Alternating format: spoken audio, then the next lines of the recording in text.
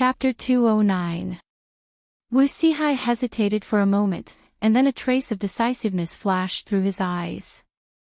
He nodded and said, "Deal." As expected of someone who's used to doing business. Yu Qianqiu smiled and said, "Lord Master, who exactly is that person?" Wu Sihai's expression was solemn as he said, "This person has never revealed his true appearance, but as you said, our Wu clan has been operating here for many years. We naturally have our own methods to find out who he is. Not to mention the sudden appearance of a mysterious patron, even if it's for the safety of our Wu clan, we still have to find out who he is. It's just that we're quite shocked to find out who he is. I hope that you won't drag our Wu clan into this. This person's background isn't simple." Yu Qianqiu waved his hand, "I know what to do even without your instructions. It won't be related to your Wu clan." "Who is it?" Wu Sihai frowned, "The young palace master of the 100 Flowers Palace, Yan Zhuixing." "It's him." Yu Qianqiu, Bai Zizong, and the others exclaimed in surprise. The five of them looked at each other, and then they fell silent. They seemed to be surprised, but at the same time, it seemed to be reasonable. Wu Sihai glanced at them and asked, "What's wrong? Do you have a relationship with this person?" "Not really." Wu Liqing shook his head, "This person seems to be very friendly on the surface, and he likes to make friends. What happened to Shui, or in the gurgling house is indirectly related to him. She owed him a favor in the 100 Flowers Valley." "Friendly on the surface? What do you mean?" Wu Sihai stared at his grandson and asked. "He's very friendly and smart. He's so smart that I suspect he has ulterior motives, and we don't dare to get too close to him. Brother Yu, on the other hand, eats whatever he wants, and he doesn't hold back." Wu Liqing smiled. Yu Qianqiu glared and pretended to be angry. "What are you talking about? What do you mean I don't hold back? When did I skip your share? Do you think I'm the only one eating?" They looked at each other and were completely speechless, not knowing whether to laugh or cry. In fact, Wu Liqing really wanted to say, "Every time we eat, you eat more than the four of us. Let's not talk about that for now." Wu Sihai waved his hand and said, "Yu Qianqiu, can you tell me where old ancestor Bai is now?" Yu Qianqiu sighed and said, "Can't you four clans give up on looking for him?" "No." Wu Sihai denied it right away. He sighed deeply and said, "You don't know what Patriarch Bai means to us four clans. It's not that we want to rely on him or anything. It's just that some people in the four clans think that it's meaningless for the four clans to be united for their own benefit. They are encouraging each other to set up their own sections. The situation is getting more and more intense. I don't know how many people are eyeing the four clans covetously. Once the four clans are separated, they are in danger of being annexed at any time. These people are short-sighted." Yu Qianqiu's gaze swept over by Zizong's group of four. He thought to himself, so it turns out that the four great clans are having internal strife. For Wu Sihai to say such words in front of these four people, it's likely that these four first successors don't agree with the idea of splitting the clan. Bai Zizong suddenly put a hand on his shoulder and sighed, "Brother Yu, say it. The four clans need old ancestor now." Yu Qianqiu nodded and said, "How much do you know about the demon domain?" "The demon domain?" They were shocked. Wu Sihai said in a low voice, "You mean old ancestor is in the demon domain?" "Yes, he is cultivating in seclusion in the center of the demon domain." "Are you sure that you four clans can enter there?" Yu Qianqiu asked. "The center of the demon domain. Why is old ancestor living in seclusion there?" Wu Sihai paced around and pondered. After a long time, he exhaled and said, "Rumor has it that the demon domain has the 10 great demon kings and the ghost king. All of them have extraordinary cultivation. I have never heard of anyone who can enter the center of the demon domain. My clan may not be able to do it, but with the strength of the four clans, it shouldn't be a problem." "Hee hee. Yu Qianqiu sneered disdainfully. You 4 clans want to go deep into the center of the demon domain. The top 3 sects of the righteous and demon sects combined only dared to stay on the Sky Cloud Peak, which was not far from the periphery of the demon domain. They didn't dare to go too far away from the Sky Cloud Peak during the trial. Seeing him sneer, Wu Sihai was startled and said, "Do you think that the 4 clans can't reach the center of the demon domain?" Yu Qianqiu sneered and said, "I don't know how strong the 4 clans are, but I know that you are dreaming. You are talking about something that the 4 clans can't do. Not to mention the 4 clans, even if the entire Huaxia Empire were to join forces, they might not be able to enter the center of the demon domain." Bai Zizong and the others were shocked, but Wu Sihai shook his head and said, "Yu Qianqiu, do you know how big the Huaxia Empire is? How many cultivators are there?" Yu Qianqiu said expressionlessly, "I don't care how big the Huaxia Empire is, but I know that the entire demon domain has a radius of tens of millions of miles. It is at least several times the size of the Huaxia Empire. Hey! The demon domain has such a large area." Wu Sihai was startled, then he changed the topic and said with a smile, "Although the demon domain is powerful, don't underestimate the cultivation world of the Huaxia Empire. It is different from what you see on the surface." According to the information collected by the Wu clan over the years, there are hundreds of cultivators in the final stage of the passing calamity stage who rarely show themselves. If these people join forces, where can't we go? The 10 great demon kings and the 10 ghost king can't stop them. Humph. Yu Qianqiu snorted and said, "Old master, do you really think that the entire demon domain only has the 10 great demon kings and the 10 ghost king?" Isn't it?" Wu Sihai asked. "Old master, I told you where the ancestor of the Bai clan is, so there is no need to talk nonsense. However, for the sake of my 4 brothers, there are some things I still have to remind your 4 clans."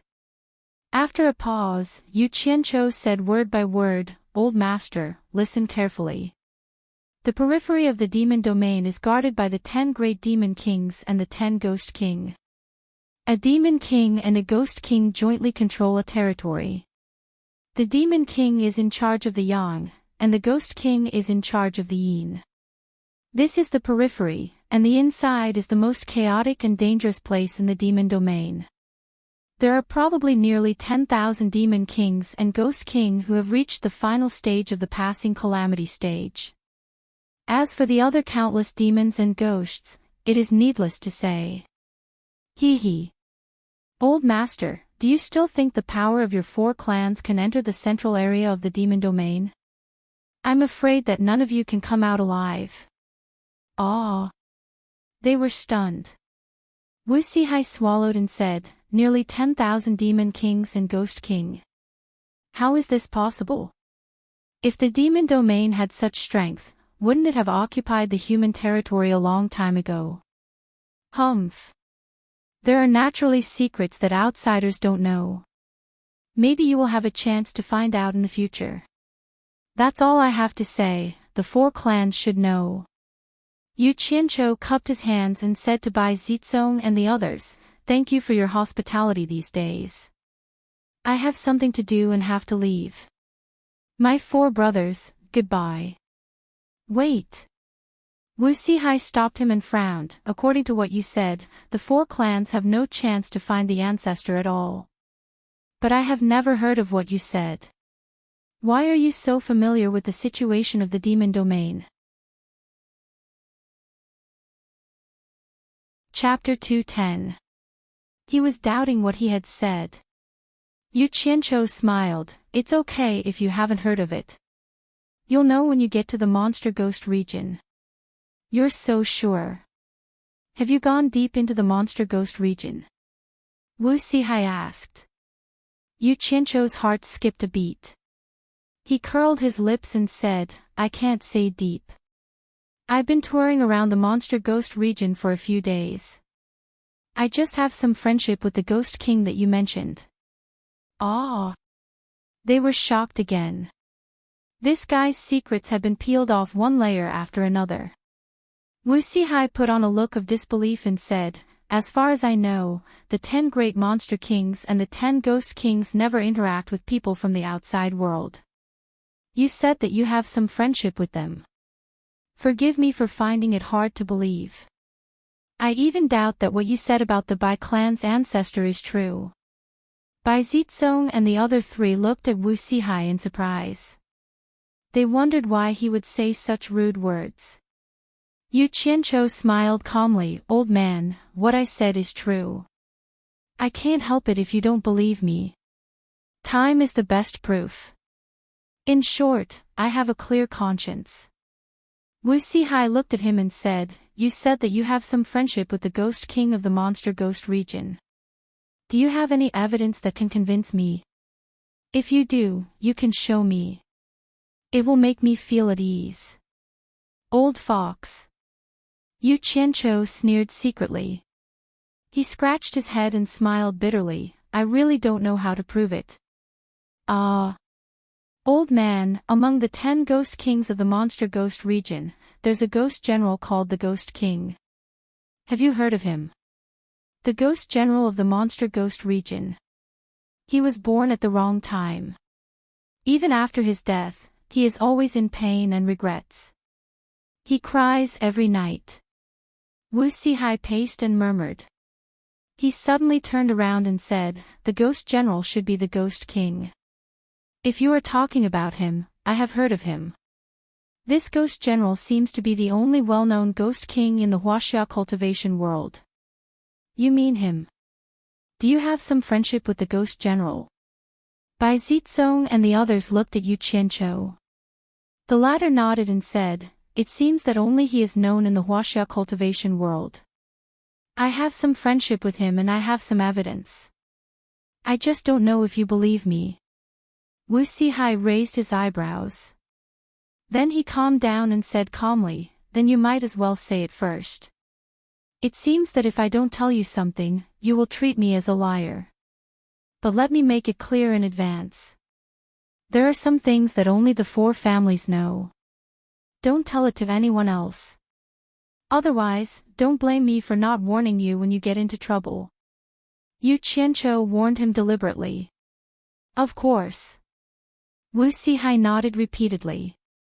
His eyes had lit up because of his words. Maybe he could know some unknown secrets. People were born to be curious.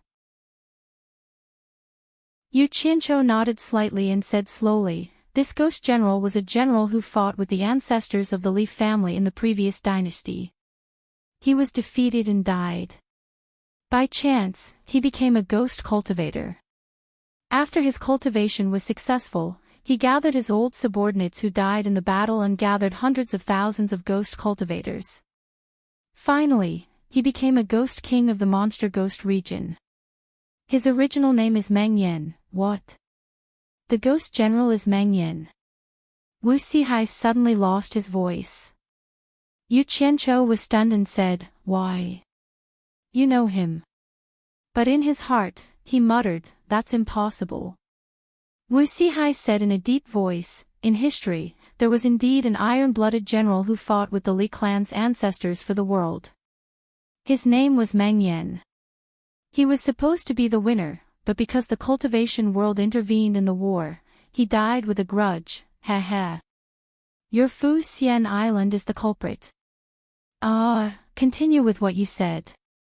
"So it was history." Yu Qianqiu rolled his eyes for free and continued, "Meng Yan had a beautiful concubine named Yu Ji. The 2 of them lived happily in the Monster Ghost region. I have a good relationship with the couple. When I was playing in the Monster Ghost region, they treated me warmly and gave me a Ghost King token. Whether it is a demon or a ghost, they have to give me some face when they see this token. When I was playing in the Monster Ghost region, I avoided being disappointed by some small fries. That's the general relationship between me and Ghost General. As for whether I can make you believe me or not, I can't do anything about it." He said it casually, but they didn't know that it shocked them. This guy was actually playing in the monster ghost region that everyone in the cultivation world was afraid of. Was there any justice in this world? This sounded a little absurd, but the few of them firmly believed it because the story behind this fellow could not be judged by common sense. Wu Sihai swallowed his saliva and coughed. Since Ghost General gave you a Ghost King token, I wonder if you can let me take a look. You have to know that the Wu clan is famous for their eyesight.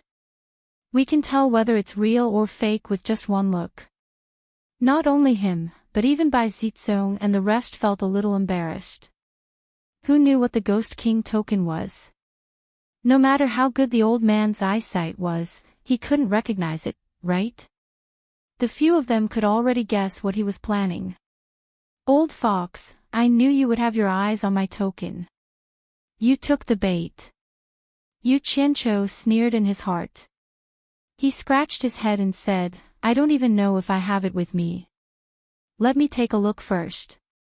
He reached into his storage bag and searched for a while. After a while, he said, found it. A pitch-black token was raised in Yu Qianqiu's hand. There were some simple carvings around it, but in the middle was a pair of deep eyes. It was demonic and captivating. The few of them looked carefully and were immediately stunned. Their expressions gradually became sluggish. Their entire mind was filled with that pair of cold and demonic eyes. Following that, an awe-inspiring general wearing golden armor appeared in their minds and gradually matched the pair of eyes. The general's robe was fluttering behind him. He was holding a sword in his hand. He was staring at them indifferently as if he was looking at a group of ants. Oh no! There's something strange about this token. Wu Sihai, who was in the middle stage of calamity passing, was shocked. He bit the tip of his tongue. The pain woke him up. As for Bai Zizong and the other three, because their cultivation was not high, their minds were immersed in it and could not extricate themselves. The former blocked in front of the token and shouted, "Wake up!"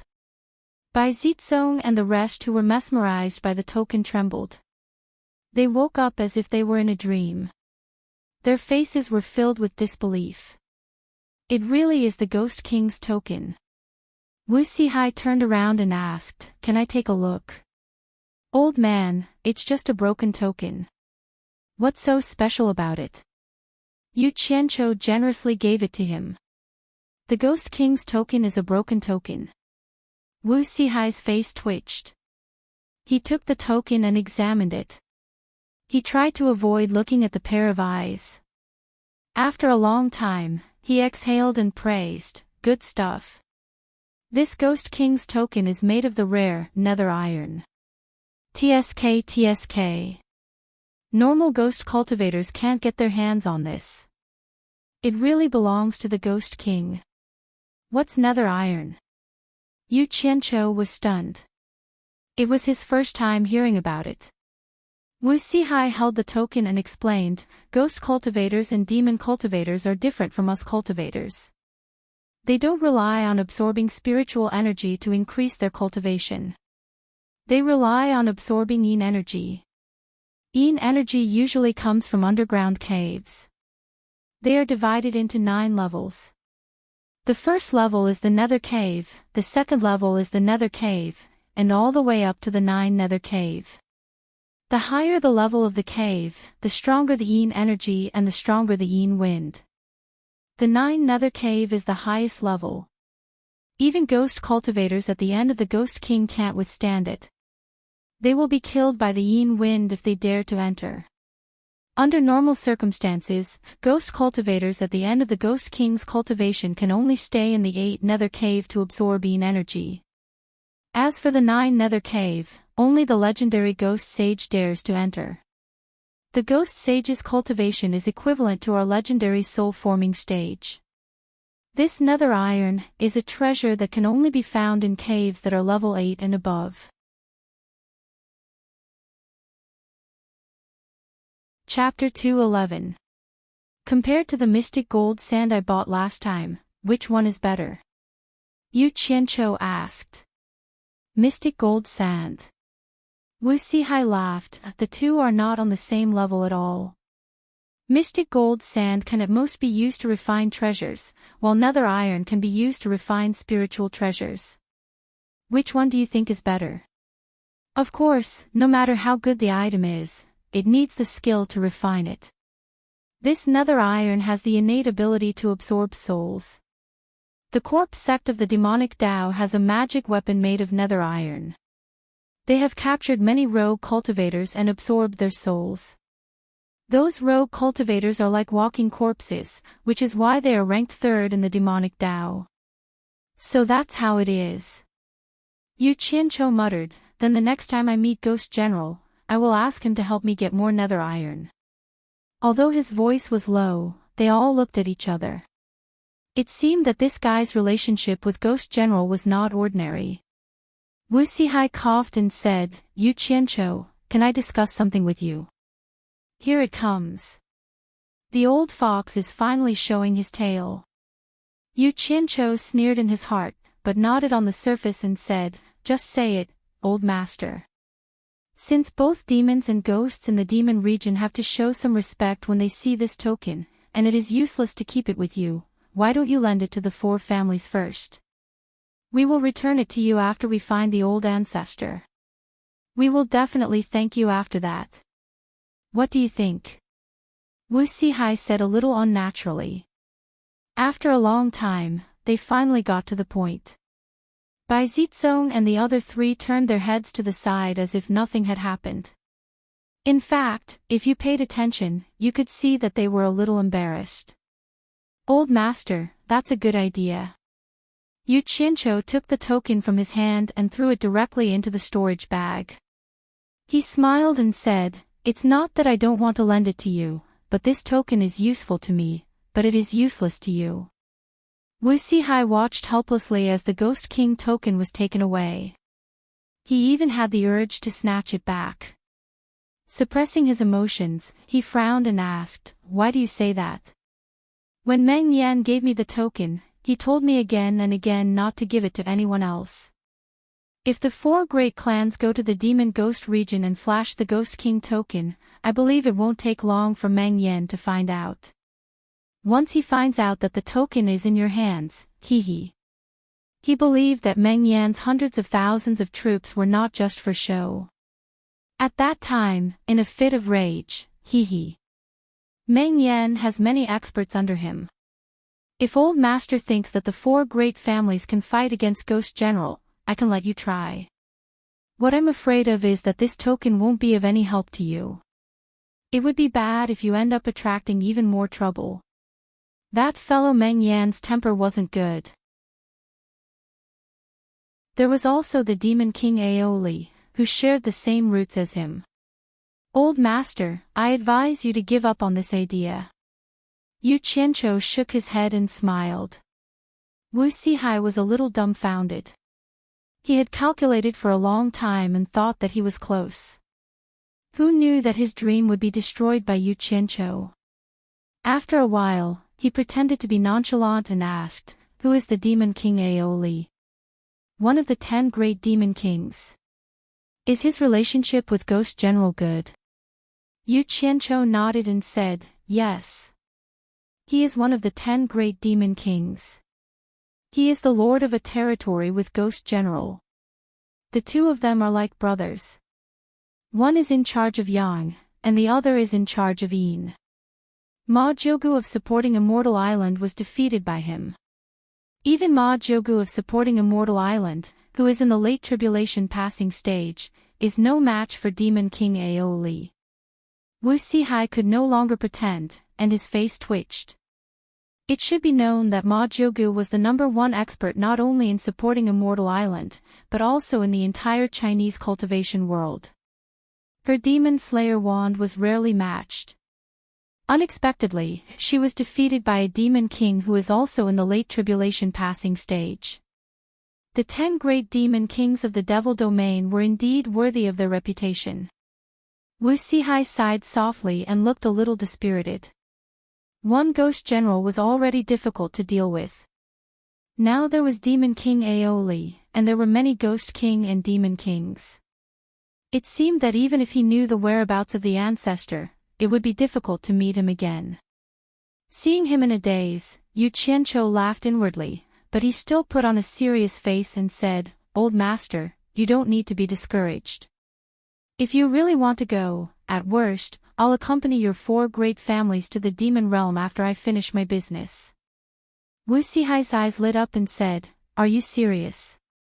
"What do you mean by serious?" Yu Qianqiu sneered and pointed at Bai Zizong's group of 4. He said, "I only made this trip because of my 4 brothers. Do you think I have nothing better to do after eating my fill?" Bai Zizong and the other 3 were delighted. They exchanged glances and cupped their fists to thank him. Wu Sihai said happily, "What do you want to do? Our 4 families may not be comparable to supporting Immortal Island, but we have some ability. Do you need our help?" "Sure." Yu Qianqiu touched his nose and said seriously, "Using the 4 families is making a mountain out of a molehill. It's enough with your Wu family's help. Old master, can you help me ask Yan Zhuixing of 100 Flower Palace where he got the 4 treasures of Xiao Shui?" "Ah." Wu Sihai's smile froze on his face. After a while, he said awkwardly, "It's not convenient for my Wu family to take action. Is there anything else that you need my Wu family's help with?" Yu Qianqiu waved his hand indifferently and said, "Forget it.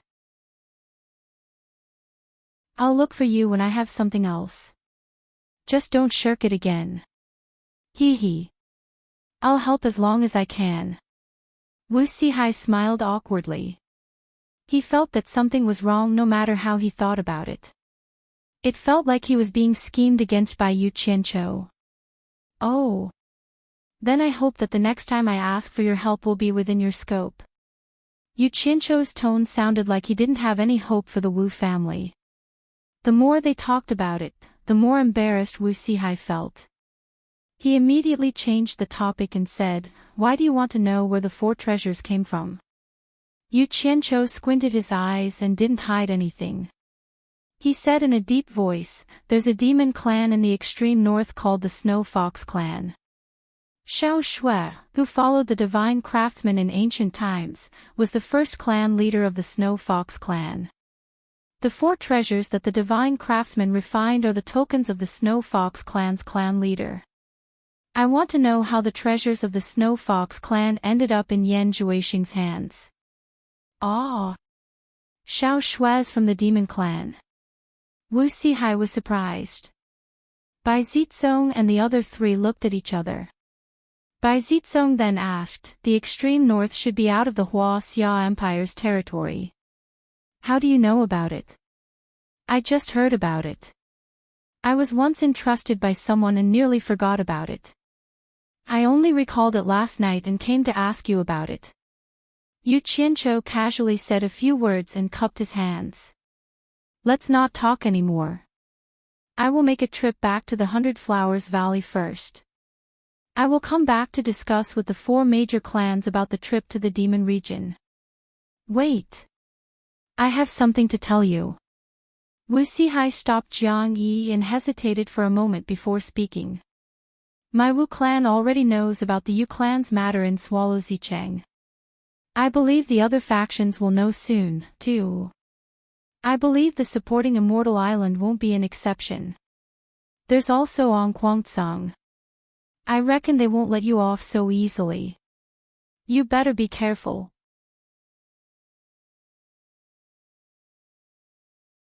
Chapter 212. There was a short moment of silence in the secret room. Apart from the Wu clan's grandfather-grandson duo and Yu Qianqiu, Bai Zizong and the others were confused and didn't know what kind of riddle they were playing. Yu Qianqiu's thoughts were spinning rapidly. Even the Wu clan knew about his background, and the supporting Immortal Island naturally wouldn't be able to hide it from them. He sneered and said that Lu Chongqing was courting death. He actually dared to extend his claws to my clansmen in the secular world. If I don't kill him, should I let him off? If it's a blessing, it won't be a calamity, and if it's a calamity, it can't be avoided. I hope that Onquangsong knows his place and doesn't provoke me again. If he angers me, I will remove Ong Kwang-sung's name from the cultivation world.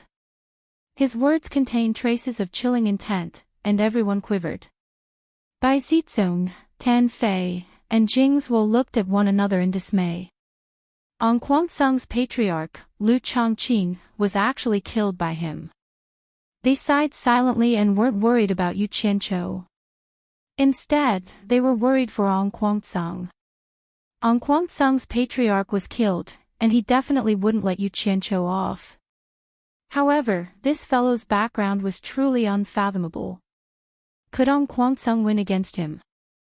My Wu clan will send a few people to escort you to the 100-Flower Palace. Wu Sihai frowned and said. He was worried that if something happened to Yu Qianqiu, his 4 major clans' trip to the Demon Ghost region would be ruined. Yu Qianqiu waved his hand and said, no need. Ong Kwang-sung can't do anything to me. Otherwise, I wouldn't be able to stay in the cultivation world. Seeing that he was stubborn, they didn't say anything else and walked out of the secret room. When they walked to the entrance of the main hall, a Wu clan's disciple suddenly ran over and reported, Clan head, Elder Dongfang Chang, AO of Supporting Immortal Island wants us to pass a message to Supporting Immortal Island's disciple Yu Qianqiu, asking him to return to Supporting Immortal Island's shop. Got it. Wu Sihai waved his hand, and the disciple retreated.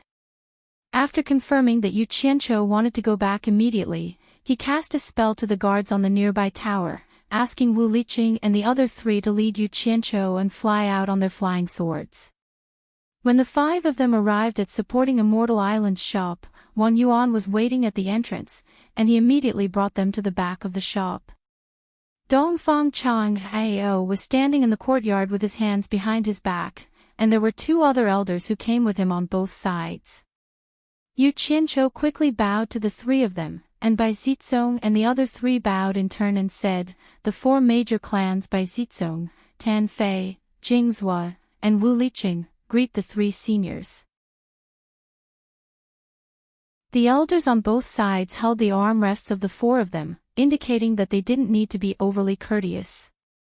At this moment, Dongfang Chang Ao turned around and looked at Yu Qianqiu, and he said in a deep voice, Yu Qianqiu, why do you have trouble wherever you go? The moment you arrived at the 100 Flowers Valley, you beat up sect leader Ong Kwang-sung's grandson, and when you arrived at Hat Island, you beat up De Luo's sect leader's son. Do you think that you haven't caused enough trouble for Supporting Immortal Island? Elder Dongfang, I was forced to do this. These 2 people really deserved a beating, and they were the ones who started it both times. I was just defending myself, otherwise, would have lost face for Supporting Immortal Island. Yu Qianqiu said with a little grievance. Bai Zizong and the other 3 were stunned. How was this still the arrogant Yu Qianqiu? Wang Yuan didn't say a word. The other 2 elders looked at each other, and their lips curled into a smile. They were actually very satisfied with Yu Qianqiu's way of doing things. During this period of time, the whole cultivation world was talking about how this disciple of Supporting Immortal Island was doing, beating up this sect leader's son, and then beating up that sect leader's son. Good. He really made Supporting Immortal Island proud. I won't talk about the past. Tell me honestly, did you get into trouble again? Dongfang Chang Ao stared at him and asked. Yu Qianqiu scratched his head and said, no. I have been staying in the Wu clan, and apart from beating up that Luo Xiaohan, I didn't do anything else. Then why did Ong Kwang-sung's old ancestor Qing Mu personally come to Supporting Immortal Island to look for you, and even made the sect leader send a message to bring you back to Supporting Immortal Island immediately? Dongfang Chang Ao shouted. It was exposed. Bai Zizong and the other 3 secretly exchanged glances. Yu Qianqiu was stunned, and he said, Ong Kwang-sung's old ancestor Qing Nu. I don't even know him, why is he looking for me? He thought to himself, I have never heard of this person in Ong Kwang-sung. Am I asking you, or are you asking me? Dongfang Chang Ao shouted again. Yu Qianqiu said with a bitter face, Elder Dongfang, I am innocent. These few days, I have been following the 4 major clan successors closely, and I didn't do anything. If you don't believe me, you can ask them. Bai Zizong and the other 3 nodded, and they immediately cupped their fists in unison and said, Elder Dongfang, the 4 of us can testify for Brother Yu. These few days, he really didn't do anything out of line. The successors of the 4 major clans still had some weight. Dongfang Chang Ao looked at them, stood there for a moment, and said in a deep voice, Follow me back to supporting Immortal Island first, we can talk about anything else when we get back. An elder at the side took out a flying artifact that looked like a small boat, and Yu Qianqiu obediently jumped onto it under everyone's gaze. After Dongfang Chang Ao and the other 2 got on the boat, the small boat turned into a stream of light and flew away, leaving the people in the courtyard to send them off. Riding the wind, breaking through the clouds, they flew across the sky. Yu Qianqiu sat alone at the end, thinking about how to explain when he got back. On Guangzhong's old ancestor Qing Nu came to supporting Immortal Island. Needless to say, Lu Changqing's matter was exposed. Sigh. Looks like the matter of finding Yan Zhuixing will have to be postponed. When they returned to supporting Immortal Island, the small boat directly landed in front of Penglai Pavilion, and they got off. Dongfang Chang Ao led him upstairs, and the other 2 didn't follow. They didn't go to the sect master's room, but to a large room that was used to receive guests. As soon as they entered, Yu Qianqiu realized that the atmosphere inside was a little strange, and he secretly thought that something was wrong. After Dongfang Chang Ao reported to the sect master, he also bowed to everyone. When he retreated to the side, the room was full of familiar people, including Master Guan Weiwu and Ferdinand. The 2 of them looked at him with a strange expression, but he didn't see a tall, white-haired old man in a green robe. He was standing beside sect master Feng Xiangtian, sizing him up. He must be on Guangzhong's old ancestor Qing Nu. Feng Xiangtian frowned and said, Yu Qianqiu, do you know your mistake? I know my mistake. Yu Qianqiu hurriedly bowed. Everyone in the room was stunned, but they heard him say, Disciple shouldn't have caused trouble outside and brought trouble to the sect. Sect master, please give disciple another chance. Disciple will definitely change for the better. So, did you really kill on Guangzhong sect master Lu Changqing? Feng Xiangtian said in a deep voice. Dongfang Chang Ao was shocked. He suspected that Yu Qianqiu had caused trouble again, but he didn't expect that he killed on Guangzhong sect master. How was that possible? I killed on Guangzhong sect master. Yu Qianqiu was stunned, and he said after a long time, Sect master, did I hear it wrong? Did you say that I killed on Guangzhong sect master? Isn't that so? Feng Xiangtian scoffed. The matter has been investigated clearly, and you still want to quibble. Sect master, you must be mistaken. How could I kill on Guangzhong sect master? Yu Qianqiu argued.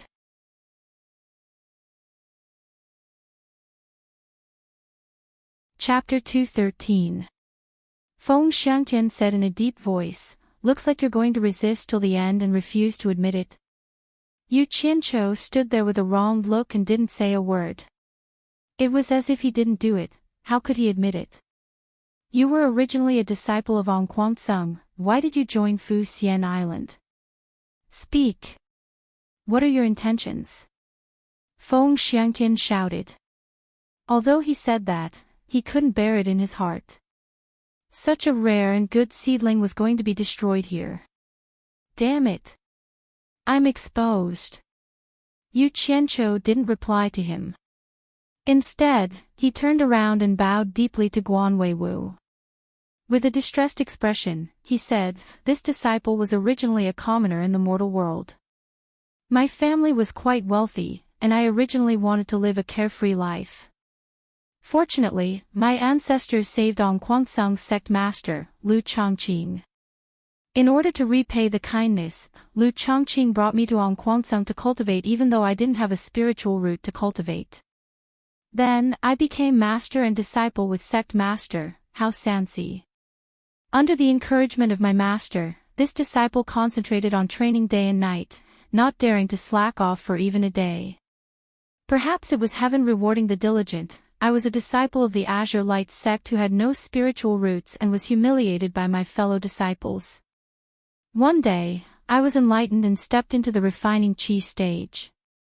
This should have been a happy event, but who would have thought that my master would warn me not to reveal a bit of my cultivation in front of others? At that time, this disciple didn't understand. Later, because my master was attacked and died, I was so angry that I exchanged a palm strike with the head's grandson Lu Jingguang and revealed my cultivation. Afterwards, I understood why my master repeatedly warned me not to reveal my cultivation. Yu Qianqiu looked at everyone and bowed to Guan Weiwu again. Sect master, Lu Chongqing kept sending elders to ask me to reveal my cultivation secrets. But how could I have any cultivation secrets? I only know how to make up for my lack of cultivation with diligence. Because of this, I was demoted to a spirit stone mine to do hard labor. It was only a day after my master passed away. They couldn't wait any longer. So be it if you have to do hard labor. But the sect leader didn't want to let me go. He sent Elder Lu Wanqian to threaten and bribe me. I almost died in his hands several times, but I didn't know any cultivation secrets. How could I tell him? Then, one day, the magic illusion palace attacked the spirit stone mine. The dignified elder of the Onquansung, Lu Wanwan, used me as a shield in order to escape. Fortunately, this disciple was lucky enough to survive. Looking at the whole spirit stone mine, I was disheartened and didn't think about cultivation anymore. So, I left quietly, thinking that it was just a nightmare and that I never came to Onquansung. Everyone from the supporting Immortals Island sighed. It turned out that Yu Qianqiu had such a miserable experience. Imagine a disciple without spiritual roots suddenly being able to cultivate. Some sects would indeed use all kinds of means. Who would have thought that Yu Qianqiu was an exception with extraordinary talent? However, a dignified righteous sect actually did such a thing to their own disciple. Anyone would be disappointed and leave Onquansung just like that. Everyone glanced at the green-robed elder and couldn't help but reveal a trace of disdain. When Qing Nu, who was beside Feng Xiangtian, heard Yu Qianqiu's words, a few of his white beards were already broken. He cupped his hands at everyone and sighed, "I won't hide my shame. I also heard about this matter after the incident. It was indeed those evil disciples who were devoid of conscience and did the wrong thing first. Sigh. Let's not talk about the sect's misfortune. How shameful." These words undoubtedly proved that Yu Qianqiu's words were true, and everyone felt even more sympathy for Yu Qianqiu from the bottom of their hearts. Especially the Cultivation Pavilion's principal elder, O Sihai. He thought to himself, Onquansung didn't want such an outstanding disciple. Now that he has entered my supporting Immortals Island, he is my supporting Immortals Island's disciple. How dare you, a mere Onquansung, come to my supporting Immortals Island to ask for him? This is outrageous. He had been thinking about how to get Yu Qianqiu into his cultivation pavilion. Brother Qing, don't blame yourself. Feng Xiangtian calmly comforted him. He faced Yu Qianqiu and said in a deep voice, "Where did you get the supporting Immortals token from back then?" Yu Qianqiu still didn't answer him directly. Instead, he bowed to Guan Weiwu, causing everyone to frown. He was clearly not putting the sect master in his eyes. Feng Xiangtian was expressionless. The former bowed and said, "After leaving Onquansung, I wandered around. Once, I met an injured Qi refinement stage cultivator who was on the verge of death. Unfortunately, I couldn't save him no matter how hard I tried. Before he died, he said that he was originally a disciple expelled by supporting Immortals Island. His name was Ji Wushuang. He gave me a token to repay my kindness and said that I could join supporting Immortals Island with this token. I originally gave up on the idea of cultivating, but when I heard that it was the world's largest sect, I couldn't help but want to give it a try. In the end, I became a disciple of supporting Immortals Island. Ji Wushuang. Feng Xiangtian frowned. He looked around and asked, "Is there a disciple called Ji Wushuang among the expelled disciples?" Oh Sihai suddenly sighed and said, "Sect Master, Yu Qianqiu is right. There was a disciple who was expelled from the sect called Ji Wushuang. He was a disciple of the Cultivation Pavilion. He was the grandson of the late Elder Ji. His father died in battle for supporting Immortals Island. I didn't expect." Sigh. Elder Ji's grandson. 3 generations of his grandfather and grandson are all dead. Feng Xiangtian paused. Everyone looked at each other in dismay. Their expressions were a bit sad. The disciples who were expelled from the sect didn't have a good ending. They didn't think that even the grandson of a dignified elder of the Cultivation Pavilion would end up like this. The elders who were able to hold the immortal supporting medallion were all senior elders. Feng Xiangtian came back to his senses and shouted, "Why did you kill Sect Master Ong Kuangsang?" "I didn't kill him." Yu Qianqiu kept staring at Guan Weiwu, who felt uncomfortable under his gaze. "You won't shed a tear until you see the coffin." Feng Xiangtian snorted. At first, he wanted to protect Guan Weiwu. After all, talents were rare. However, Guan Weiwu had repeatedly looked down on him and even dared to deceive him. How could he put his face as the sect master? He was simply courting death. Feng Xiangtian shouted towards the outside, "Bring him in." 2 disciples pushed a person in. As soon as the person came in, he immediately knelt down and kowtowed to everyone.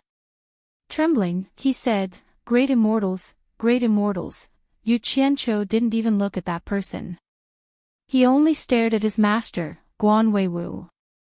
Feng Xiangtian pointed at Yu Qianqiu and shouted to that person, "Come forward. See if he is the person who released those flying swords that night." Yes. That person scrambled over. When he looked back, he immediately cried out in joy, "Eldest young master." Then, he nodded to Feng Xiangtian and said, "That night, it was my eldest young master who released those flying swords and fought with the evil person who destroyed my Yu clan." Yu Qianqiu was slightly stunned. He looked down and saw that the person looked familiar, but he couldn't remember his name. He then looked at the clothes he was wearing. It was the uniform of the Yu residence's servants. He couldn't help but shake his head with a bitter smile. What else could he say? Feng Xiangtian said with an expressionless face, "Yu Qianqiu, what else do you have to say?" Yu Qianqiu didn't answer. He looked at Guan Weiwu and said with a faint smile, "Master. Could it be that you have nothing to say?" When he said that, his heart turned cold. He said those words to Guan Weiwu because he wanted to tell Guan Weiwu about his difficulties and hoped that master could understand. But as his master, Guan Weiwu actually didn't say a word for him. He didn't have any intention of protecting him. Could it be that the relationship between the two of them was so bad in the past? Since things had come to this, was there a need to stay on Fuxian Island? The smile on Yu Qianqiu's face gradually faded. He slowly closed his eyes. Seeing his disciple like this, a look of pain flashed across Guan Weiwu's face. It wasn't that he didn't want to speak for his disciple. In fact, after he knew about this matter, he immediately went to find his senior brother, hoping that his senior brother would show mercy. But the latter immediately scolded him, saying that this matter involved other sects, and whether it was fair or not was related to the reputation of Fuxian Island. He sternly warned him that as Yu Qianqiu's master, he shouldn't intervene in this matter. He knew how to deal with it. Ferdinand was also warned. Yu Qianqiu suddenly opened his eyes. His face was full of coldness. Suddenly, He knelt down in front of Guan Weiwu and kowtowed 3 times in a row. After standing up, he brushed the hem of his gown with one hand and pulled it with both hands. With a hissed sound, the front hem of the gown was torn off on the spot. He pinched it with one hand and slowly raised it towards everyone. Everyone was stunned. They didn't know what he meant. He raised the torn hem of the gown and shouted in a deep voice, "Master, once this gown is torn, you and I are no longer friends.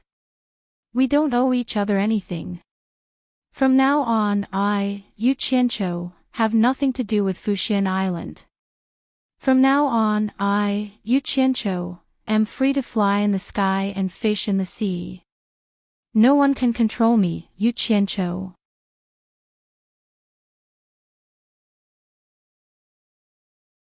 Chapter 2:14. How dare you? Oh, Sihai shouted. The good seedling that he coveted for a long time actually said such disgraceful words. He really didn't want to stay on supporting Xian Island anymore. Feng Xiangtian's face turned frighteningly gloomy. Since the establishment of supporting Xian Island, it had always been the sects that expelled their disciples. When had there ever been a case of a disciple abandoning the sect? Guan Weiwu and Ferdinand were already stunned. The group of elders was a little dumbfounded. The 2 disciples who had just escorted the person and looked at each other. Qing Nu was also a little stunned. This Yu Qianqiu was really courageous to publicly break off relations with the world's #1 sect, supporting Xian Island. In the entire cultivation world, how many people would dare to do such a thing? What a pity. Such a person would probably not be able to escape today. Yu Qianqiu, it's not too late to take back what you said just now. Otherwise, you will be in big trouble. Oh, Sihai warned sternly again. He really didn't want Yu Qianqiu to be destroyed just like this. In fact, he was already trying his best to protect Yu Qianqiu. Feng Xiangtian's face was gloomy. He raised his hand and pressed down on Sihai, signaling him to stop talking. However, he didn't know that Yu Qianqiu had already made up his mind. His initial respectful look was already gone. He straightened his back and shook his head indifferently. Spilled water can't be retrieved. The words that I, Yu Qianqiu, said are like spilled water. There's no way to take them back. Spilled water can't be retrieved. Feng Xiangtian looked around and sneered. I announce that from today onwards, Yu Qianqiu will be expelled from supporting Xian Island. His life or death has nothing to do with supporting Xian Island anymore. Foreign Affairs Palace immediately spread the news to the entire cultivation world. He turned around and said to Qing Nu beside him, "Brother Qing, I'm sorry. From today onwards, the grudge between you, Onquangceng, and the Luo sect has nothing to do with Fuxian Island. We won't interfere in this matter anymore." This meant that the supporting Immortal Island had completely abandoned Yu Qianqiu. From now on, Yu Qianqiu would have to bear all the troubles he caused by himself. The supporting Immortal Island would never stand up for him again. How could a core formation disciple survive against the Deluo sect and Onquangceng? This was a disguised form of punishment. Ferdinand shook his head and sighed, while Guan Weiwu's face turned pale. This. Qing Nu also didn't come back to her senses for a while. How did things turn out like this in the blink of an eye? He had always guessed that Lu Changqing's death had something to do with supporting Immortal Island. Otherwise, where did those men in black come from? This matter had always troubled the upper echelons of Onquangceng. They couldn't afford to offend them, but they had to deal with it. However, from what happened just now, if supporting Immortal Island wasn't deliberately putting on a show, then this matter really had nothing to do with supporting Immortal Island. Qing Nu thought about it again and again. She stared at Yu Qianqiu and said in a deep voice, "Yu Qianqiu, is my Onquangceng sect's treasure, the Green Destiny Sword, in your hands? If it's in your hands, you should return it to me." Humph. Return what? It was destroyed along with that broken horsetail whisk. Yu Qianzhou sneered and said, even if the two treasures weren't destroyed, do you think I would return them to you? The dignified sect leader Ong Guangzheng actually tried to kill my family members in the secular world. Moreover, they were the descendants of his savior. Only you people would do such a thing. Now, you still have the cheek to ask me for the Green Destiny Sword. Is there something wrong with your brain? Everyone was speechless. This Yu Qianzhou didn't even care about old ancestor Qing Nu, who was famous in the cultivation world. He was really arrogant. It seemed like it wasn't strange that he could continuously beat people up. What? The Green Destiny Sword was destroyed. Qing Nu's expression was a little twitching. She had seen the horsetail whisk that was destroyed, so she was afraid that he was telling the truth. Suppressing the anger in her heart, Qing Nu said in a deep voice, I, Ong Guangzheng, let you down first. Logically, I shouldn't pursue this matter. However, you killed my, Ong Guangzheng sect leader. Whether you are willing or not, I will imprison you in Ong Guangzheng for 100 years. Also, who are those black-clothed people? You want to imprison me for 100 years? Dream on. Yu Qianzhou said in disdain. Qing Nu hadn't been humiliated like this for many years. She immediately had the intention to fight. Yu Qianzhou waved his hand at her and smiled. Wait. If he had anything to ask or to fight, he would have to leave the Supporting Immortal Island first. We aren't people of Supporting Immortal Island. Fighting in their territory is not giving them face. All right. As you wish. Qing Nu was really angry. This kid was too arrogant. If she didn't teach him a lesson, she would be letting herself down. She immediately cupped her fists at Feng Xiangtian and said, Sect Leader Feng, please open the island's protective array and let us out. Feng Xiangtian nodded and flicked a white light out of the window. That white light flew into the sky. Old man, come out and reason with me. Yu Qianzhou shouted at Qing Nu. He jumped out of the window and did a somersault in the air. The sword on his back was unsheathed and drew a semicircle, carrying him into the sky. Sect Leader Feng, sorry to disturb you. Qing Nu cupped her fists and flew out of the window. However, with her cultivation at the end of the tribulation stage, she naturally didn't need to play such low-level tricks like sword kinesis. She turned into a shadow and chased after Yu Qianzhou, who had become a black dot in the sky. Let's go and take a look. After getting Feng Xiangtian's approval, several figures flew out of the window. Swoosh. Hearing the whistling sound coming from below, Yu Qianzhou looked down and was speechless. This tribulation stage expert is really an expert. Flying in the air is faster than me flying on my sword.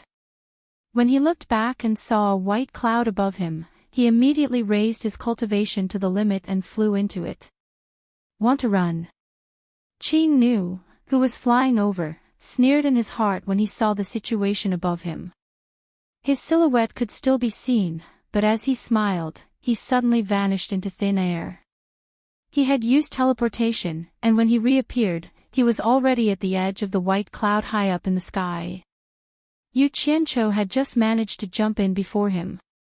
When Qing Nu saw him hiding inside, she did not chase after him. Instead, she flew directly to the top of the cloud. Looking around, this cloud was only 100 meters in radius. Immediately, she released a divine sense to scan the entire cloud. After a while, Qing Nu's face changed. Her divine sense went back and forth several times, but she didn't find the person inside. How could this be? With his cultivation, as long as his body moved slightly, it was impossible that her divine sense couldn't find him. At this time, Sihai and Dongfang Chang also quickly came to his side and floated together in the air. Seeing his bad expression, Sihai said, Senior Qing, what's wrong? That guy is gone. Qing Nu said with a strange expression. The people who came later looked at each other. How could this be? With Qing Nu's cultivation at the end of the tribulation stage, how could Yu Qianqiu escape? Oh Sihai was stunned and said, impossible. With Yu Qianqiu's cultivation, how could he escape from Senior's hands? Even I don't think I can do it. No, I clearly saw him come in, and he should still be inside. How could I not find him? This guy is a little strange. After Qing Nu finished speaking, her divine sense swept back and forth again. Oh Sihai and the others also released their divine sense to check, but they still found nothing. I don't believe that this guy can escape under my eyes. You guys back off. After Qing Nu let them back a little, a long sword suddenly appeared in her hand. She raised it towards the sky and shouted, "Green sky sword art." The long sword in her hand emitted a green sword shadow that was nearly 100 meters long. It pierced the sky and suddenly radiated an imposing aura that spread out, causing the clothes of the people not far away to flutter. They exchanged glances. The old guy lost his face, got angry, and wanted to kill. The huge sword in Qing Nu's hand suddenly moved. It looked huge, but it was very dexterous in her hand. Ooh! The huge sword directly stirred the clouds. As her hand moved faster and faster, the whole white cloud was stirred up like a tornado, and gradually dissipated in the air. Until all the white clouds disappeared without a trace, Qing Nu put away the sword in her hand and threw it back into the storage bag. But in front of her, there was no one.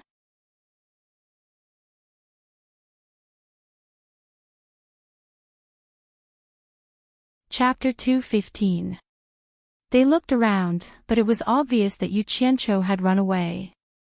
A core formation realm disciple had escaped from a cultivator in the final stage of the tribulation passing stage. He had disappeared without a trace, and it was inexplicable. Qing Nu, who was floating in the air, had an ugly expression. It wouldn't be an exaggeration to say that this was her humiliation. Did Yu Qianqiu leave supporting Immortal Island just like that? Oh Sihai groaned in pain from the bottom of his heart. He was really optimistic about Yu Qianqiu's potential. Especially everything that had happened now, it made him sigh endlessly. At such a young age, Yu Qianqiu already had such means. However, everything was impossible now. Yu Qianqiu had really left. They flew to Qing Nu's side, and Oh Sihai asked superfluously, "Senior, did Yu Qianqiu run away?" Qing Nu looked around with a gloomy expression. There were only a few clouds in the blue sky, and below them was a vast sea. With Yu Qianqiu's cultivation, where could he run to? Could it be? He stared at supporting Immortal Island, which was shrouded in mist. Oh Sihai understood what he meant, and he said in astonishment, "Senior, do you suspect that he went back to supporting Immortal Island?" That's impossible. When we just came out, the island's protective formation sealed supporting Immortal Island again. He can't go back. Why don't Senior go back to supporting Immortal Island to look for him? Qing Nu did have that thought, but even if Yu Qianqiu went back to hide, what right did he have to search supporting Immortal Island? He pondered for a moment, shook his head, and said, "There's no need. There's still a long way to go. I don't believe that this brat will never show himself in the cultivation world. Please bid farewell to sect leader Feng on my behalf. I won't go down anymore." With that said, he flew away without looking back, disappearing into the distance in the blink of an eye.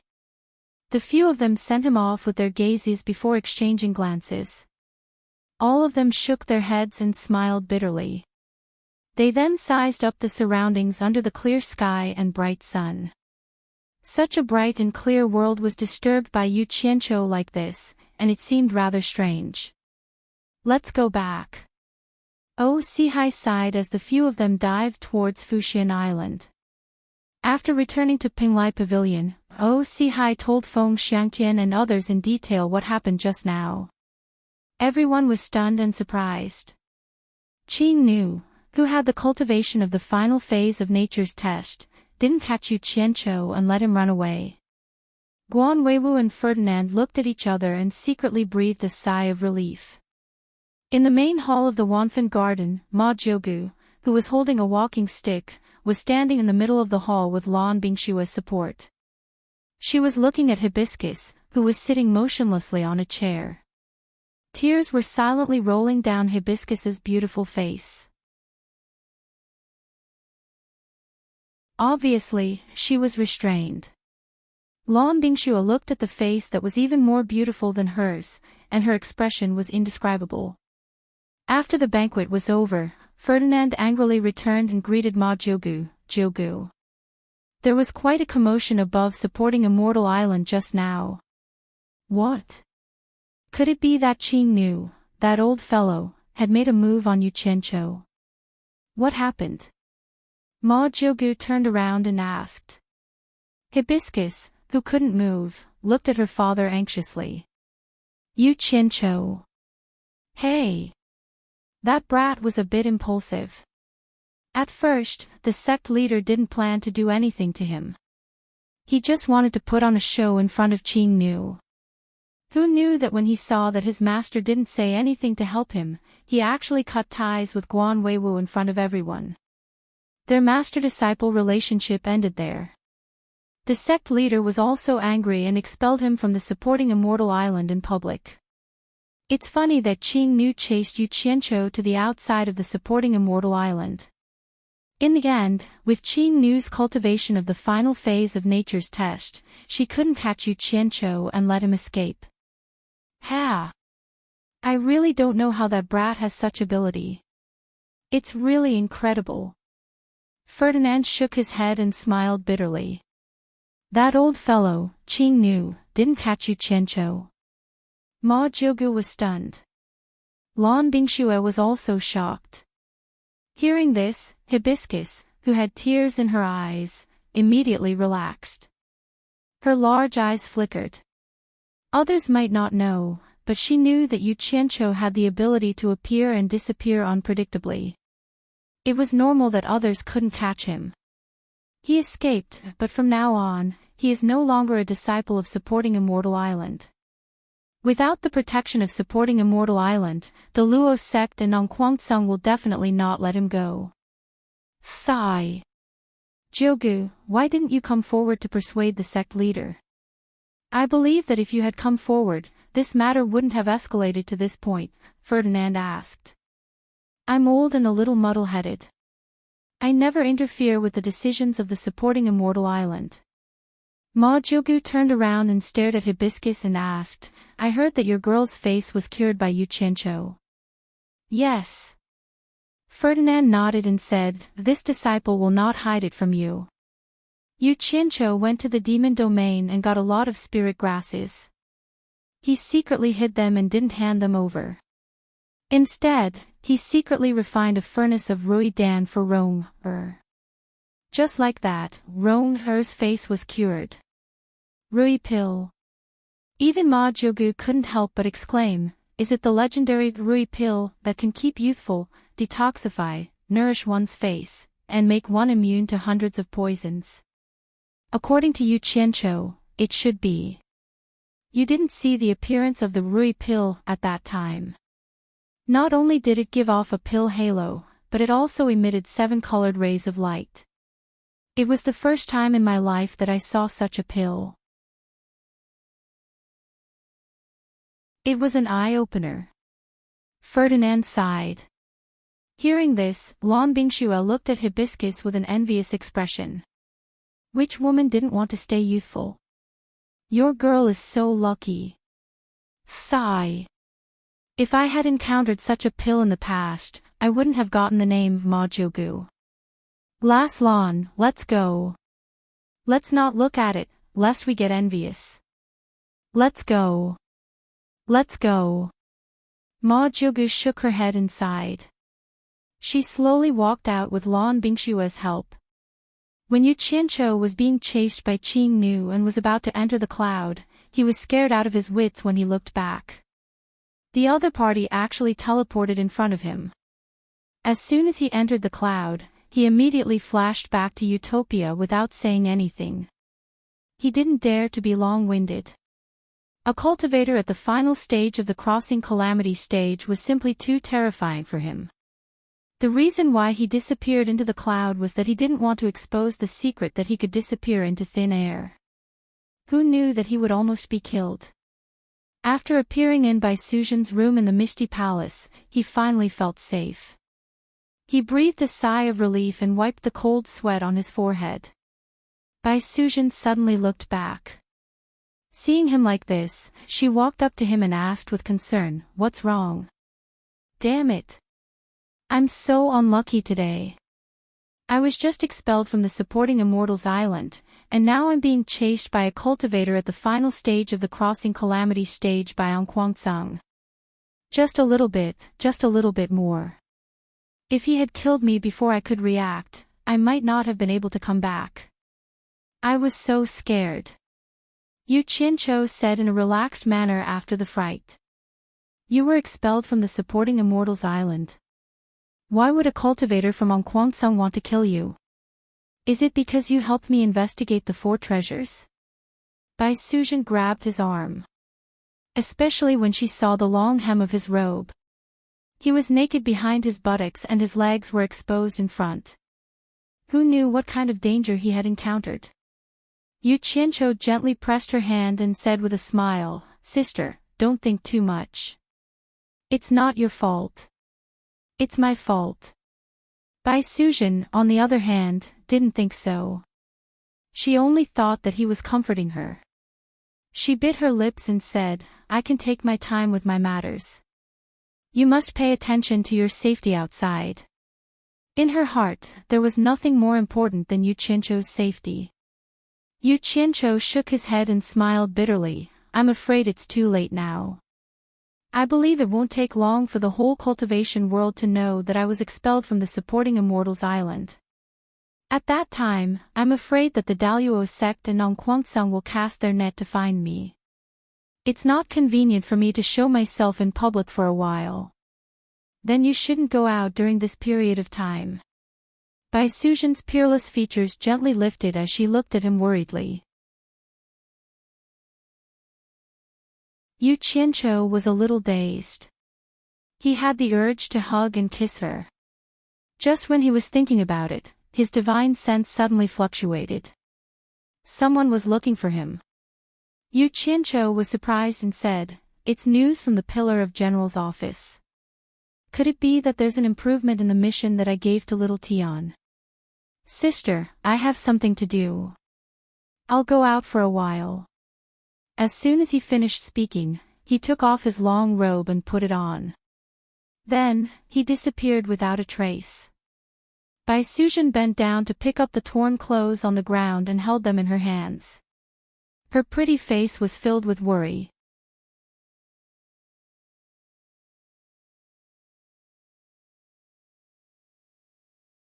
Chapter 216.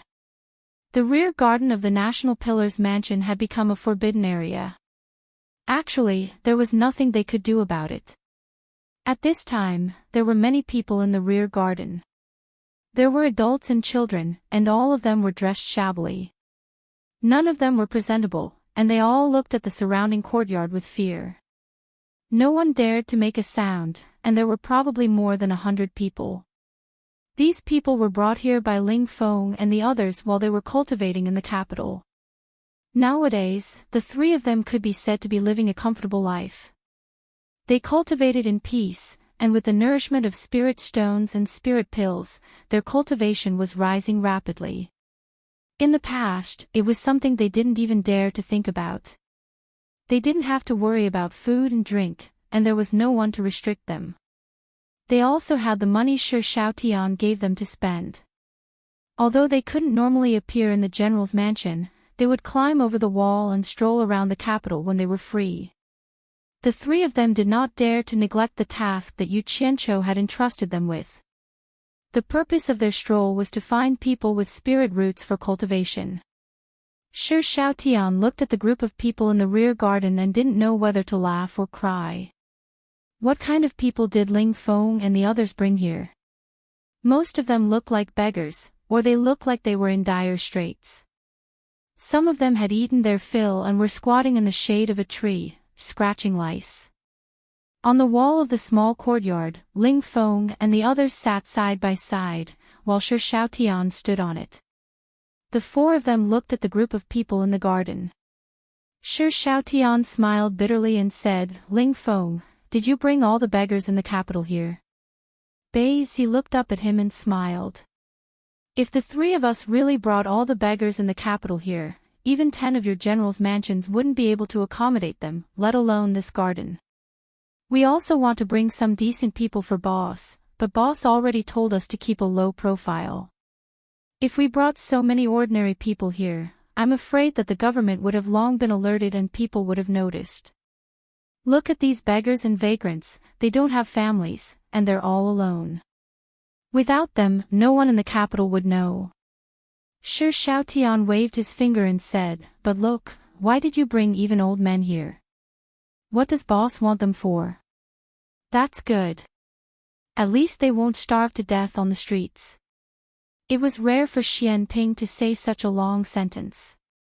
Ling Feng nodded and said, "Boss said that as long as they don't belong to any sect and have spiritual roots, regardless of age, the more the better." Sigh. "Let's wait for the boss to get here first." Shi Xiaotian shook his head and raised a small silver ball in his hand. He asked doubtfully, "I just used my divine sense to check inside and found that it's empty. Can this really summon boss? It should be possible.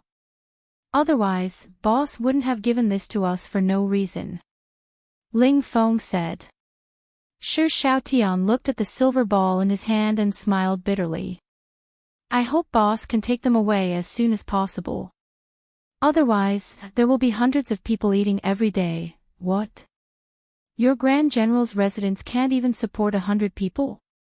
Yu Qianqiu suddenly appeared on top of the wall and laughed. "Boss." The few of them turned around and exclaimed in surprise. After Shi Xiaotian's joy, he smiled awkwardly and said, "Boss, that's not what I meant. It's just that my father is about to return to the imperial court. I'm afraid it will arouse my father's suspicion. I don't know how to explain it to him." Yu Qianqiu looked at the hundreds of people and nodded slightly. They were all people with spiritual roots. He didn't expect Ling Feng and the other two to be able to gather so many people in such a short period of time. However, he was stunned when he saw a few old people among them. "Let's talk inside." Yu Qianqiu directly entered the courtyard from the top of the wall. After the four of them entered the main hall, Yu Qianqiu sat on a chair in the main hall and asked curiously, "The pillar of the State General has been fighting at the borders for many years. Why is he suddenly returning to the imperial court?" Shi Xiaotian smiled and said, "It's nothing. The Pingwa General has 2 beautiful daughters. The eldest is going to marry the current crown prince, and the second is going to marry the eldest son of the Weigua General. My father, the Pingwa General, and the Weigua General are the 3 great generals of the empire. Maybe it's because of this that my father has to come personally to congratulate them. An important official with an important official, and an important official with the crown prince." Yu Qianqiu's brows twitched. He seemed to feel that something wasn't right. He frowned and said, "Xiaotian, among the 3 great generals of the empire, who has the greatest military power?" "It's not a matter of who has the greatest military power. The 3 great generals control 6 million soldiers and horses, and there isn't much of a difference in power. If we're talking about military power, I'm afraid it's still my father," Shi Xiaotian said with a hint of pride. "Why?" Yu Qianqiu asked. Shi Xiaotian raised his hand and gestured. "The south of the Xia Empire is a barren land that is rarely visited by humans. In the words of our cultivation world, it's called the demonic domain. The east side, Linhai, has always been guarded by the troops of the Waigwa general. The Pingwa general's troops are mainly guarding the capital region, as well as the northern border. My father, the pillar of the state general, is guarding the west. The east side, Linhai, has no neighbors. The south is barren, and although it's dangerous, there are no wars. Although there's a big country in the north, they're located in a bitter cold land. In terms of strength, they can't compare to our empire. Only the west that my father guards is not only vast, but it's also connected to the 6 countries. Ever since our empire was founded, the 6 countries have never stopped having conflicts, big or small. Think about it, boss. For so many years, the troops in the east, south, and north have been preparing for war all year round. On the other hand, the west that my father guards is always preparing for war. Therefore, among the 3 great generals of the empire, my father's troops are the strongest. Oh. So that's how it is. Yu Qianqiu had always been in the cultivation world, so he really didn't know much about these things. After a moment of silence, he asked again, then what about the defense of the West when your father returns to the capital? Isn't he worried at all? Ha! Boss, you don't know. Shi Xiaotian laughed. Last year, the 6 countries attacked our empire together, instantly angering my father. My father immediately issued a death order. With a single command, his 2 million troops split into 6 groups and defeated the 6 countries one by one, causing them to suffer great losses. In the end, the 6 countries sued for peace. At the beginning of this year, they signed an inviolable treaty with our Huaxia Empire. That's why my father can return to the capital with peace of mind. As for the defense of the West, my father has already handed it over to my second brother. Second brother has grown up under my father's guidance. I believe that it won't be a problem for him to guard the West. Oh. That means that there's no war in the West for now? Yu Qianqiu asked. Shi Xiaotian laughed. The 6 countries have suffered great losses. Even if they want to cause trouble, it'll be impossible for them to do so in the next decade or so. Seeing the proud look on Shi Xiaotian's face, Yu Qianqiu didn't ask him anything else. However, in his heart, he was grumbling. There was no war at the border, but the Shi family controlled the strongest troops of the Huaxia Empire. A single army was able to defeat the armies of the 6 countries at the same time. One could imagine the battle prowess of this army. Some people probably couldn't sit still anymore. Look, they even brought up the matter of an alliance marriage.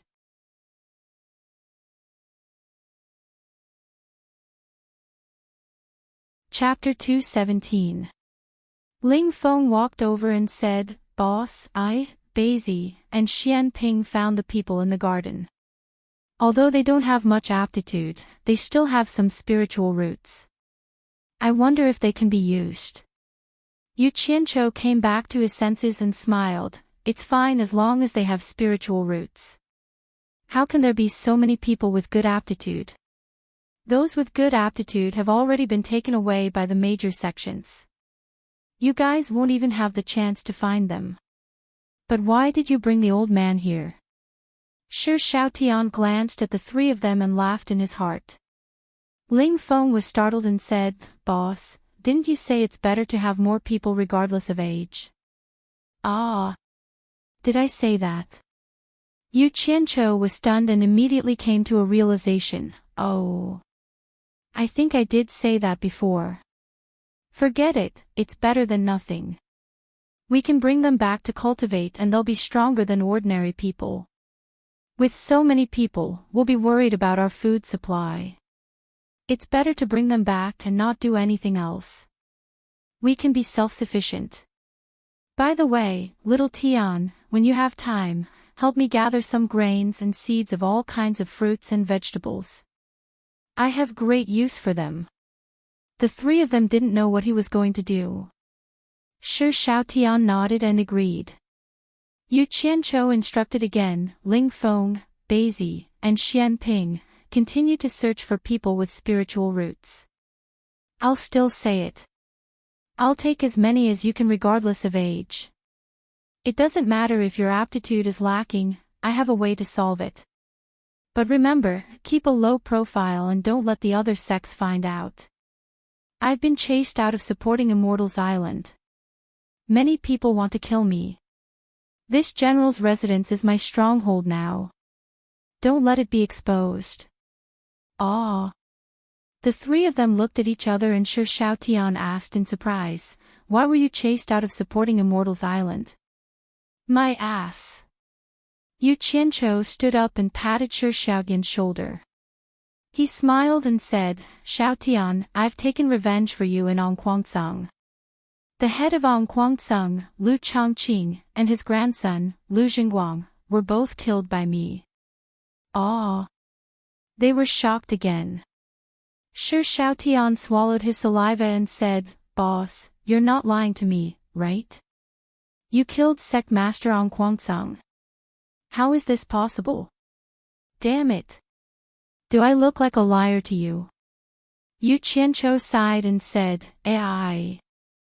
If I didn't kill him, would I have been expelled from the supporting Immortal Island? Sigh. The days of having someone to back him up were over.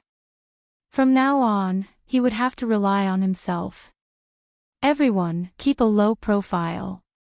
They were completely speechless, but they still didn't quite believe it. How could the Righteous Path's 6th-ranked sect leader Ong Kwangsung be killed so easily? It's good to be expelled from the sect. In the future, I can come here whenever I want. Oh right, Xiaotian, give me a set of ordinary clothes. I can't wear the supporting Immortal Island's clothes anymore. I'll definitely get into trouble if I stroll around the capital. Yu Qianzhou said. Shi Xiaotian's eyes lit up. From Yu Qianzhou's words, he could tell that Yu Qianzhou was going to be here often. He immediately agreed happily and went out to find clothes for Yu Qianzhou. Ling Feng and the other two were also overjoyed. As for Yu Qianzhou, he flashed into the garden and stored the 100 or so people in the garden into Utopia. After giving some instructions to Guan Yu, Shi Xiaotian ran over excitedly with a set of clothes. He said, Boss, try this set of clothes to see if it suits you. This is my second brother's clothes. His figure seems to be about the same as yours. Yu Qianzhou took a look and saw that the embroidered clothes, jade belt, and thick-soled boots were all prepared. He threw them back and snappily said, I just told you to keep a low profile. Why did you give me these clothes? Are you afraid that others won't notice me? He waved his hand and said, just give me the clothes of your general residence's servants. Servants' clothes are for you to wear. Shi Xiaotian was stunned. Ling Feng and the other two felt a little uncomfortable looking at the silk robes they were wearing. Yu Qianzhou frowned and said, Why are you so long-winded? If I say it's fine, it's fine. Left with no choice, Shi Xiaotian could only run back to get him a set of servants' clothes. When Yu Qianzhou put on a slanted hat and adjusted his brand-new black clothes, he instantly revealed a satisfied smile and said, Not bad, not bad. These clothes are really low profile. Xiaotian, from today onwards, I'll be your follower. I don't dare, I don't dare. Shi Xiaotian hurriedly waved his hand. He thought, if you become my follower, what if one day you're not happy? Where am I going to find spirit stones and spirit pills? Yu Qianzhou waved his hand and said, Don't be long-winded. In front of others, I'll be your follower. Behind others, I'll still be your boss. That's settled. Ling Feng and the other two exchanged glances and said, Xiaotian, find us a set of servants' clothes too. Why? Is it fun to be a servant's follower? Yu Qianzhou glared at them and said, Do you want to go to the capital's 10,000 flower house to be a pimp? The three looked at each other and didn't dare to say anything. After staying in the capital for so long, the three naturally knew what kind of place 10,000 Flower House was. Xiao Tian. Speaking of 10,000 Flower House, I've never been there before. Why don't you take me there now? Yu Qianqiu tidied up the crooked hat on his head and sighed. At this time, he had already put away the storage bag and the sword on his back. To him, it didn't matter if these things were on display or not. If he wanted to take them out, it would only take a thought. The three looked at each other and didn't know if he was telling the truth or not. Looking at his serious expression, it didn't seem like he was joking. Shi Xiaotian asked tentatively, "Boss, you really want to go to 10,000 Flower House?" "Ha! That place is a lively place." "Oh. Lively."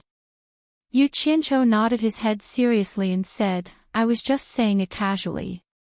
Since you want to go, as your follower, I naturally have to accompany you." "AI. If you want to go, then hurry up. Let's go. Let's go. Don't waste time." The three were completely speechless. Yu Qianqiu pushed Shi Xiaotian out in a hurry. As he walked, he didn't forget to look back and warn the three who followed him, "What are you three doing here? Go do what you need to do." Pillar of State General's residence. Yu Qianqiu had lived here for more than a year, so he was very familiar with the place. In the wealthy and powerful mansion, the two of them walked out of the back garden one after another. The servants who passed by saluted when they saw Shi Xiaotian, but when they saw the servant in new clothes behind him, they all felt that he was very unfamiliar. They all secretly muttered, "Why haven't I seen the third young master's servant before?" Shi Xiaotian walked confidently in front, while Yu Qianqiu followed behind with his hands behind his back. His aura wasn't any weaker than the former's, but it seemed that his awareness as a servant was a little lacking. When the two of them were about to pass the main hall, a beautiful woman walked out. The two women on her left and right were also quite good-looking. Behind them was a group of servant girls.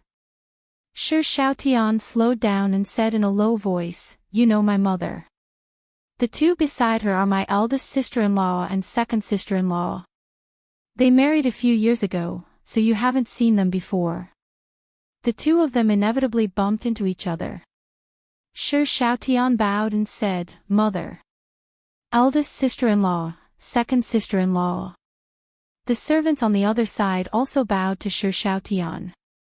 Li Hongniang looked at her son lovingly. Her eyes inadvertently glanced at the servant behind her son and was slightly startled. Not only did this servant not bow to her, he actually stood there with his hands behind his back. Yu Qianqiu looked at her and nodded with a smile. When Li Hongniang saw who it was, she was immediately shocked. When the woman beside her saw Yu Qianqiu, she frowned and said, "Uncle, is this the new retainer? Why isn't he bowing to mother?" She immediately turned around and shouted, "Housekeeper, who brought this servant? Why doesn't he know the most basic manners of servants? Someone come. Bring him to teach him the rules."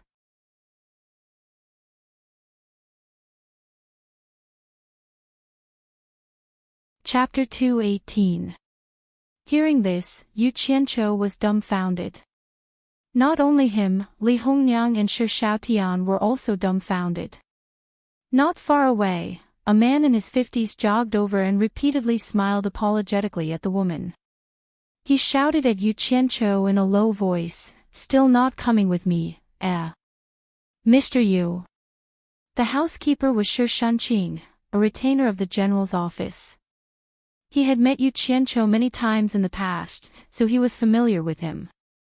He more or less knew what kind of person Yu Qianqiu was. When he saw Yu Qianqiu's face clearly, he was dumbfounded. Close to 10 years had passed, and his own appearance had already aged. However, Yu Qianqiu still looked the same, just that his appearance had become more mature. He naturally recognized him with a single glance, and was immediately at a loss as to what to do. "Shanqing, this has nothing to do with you. Take all the servants away." I haven't seen my wife for many years, so we have something to talk about. Yu Qianqiu came back to his senses and smiled. He ordered the housekeeper to leave. Shi Shunqing nodded repeatedly. After getting Li Hongyang's permission, he took the group of servants away. Seeing that the housekeeper didn't listen to her, the woman was a little annoyed. She glared at him and said, "Does the general's office have any rules? Wanshi, don't be rude."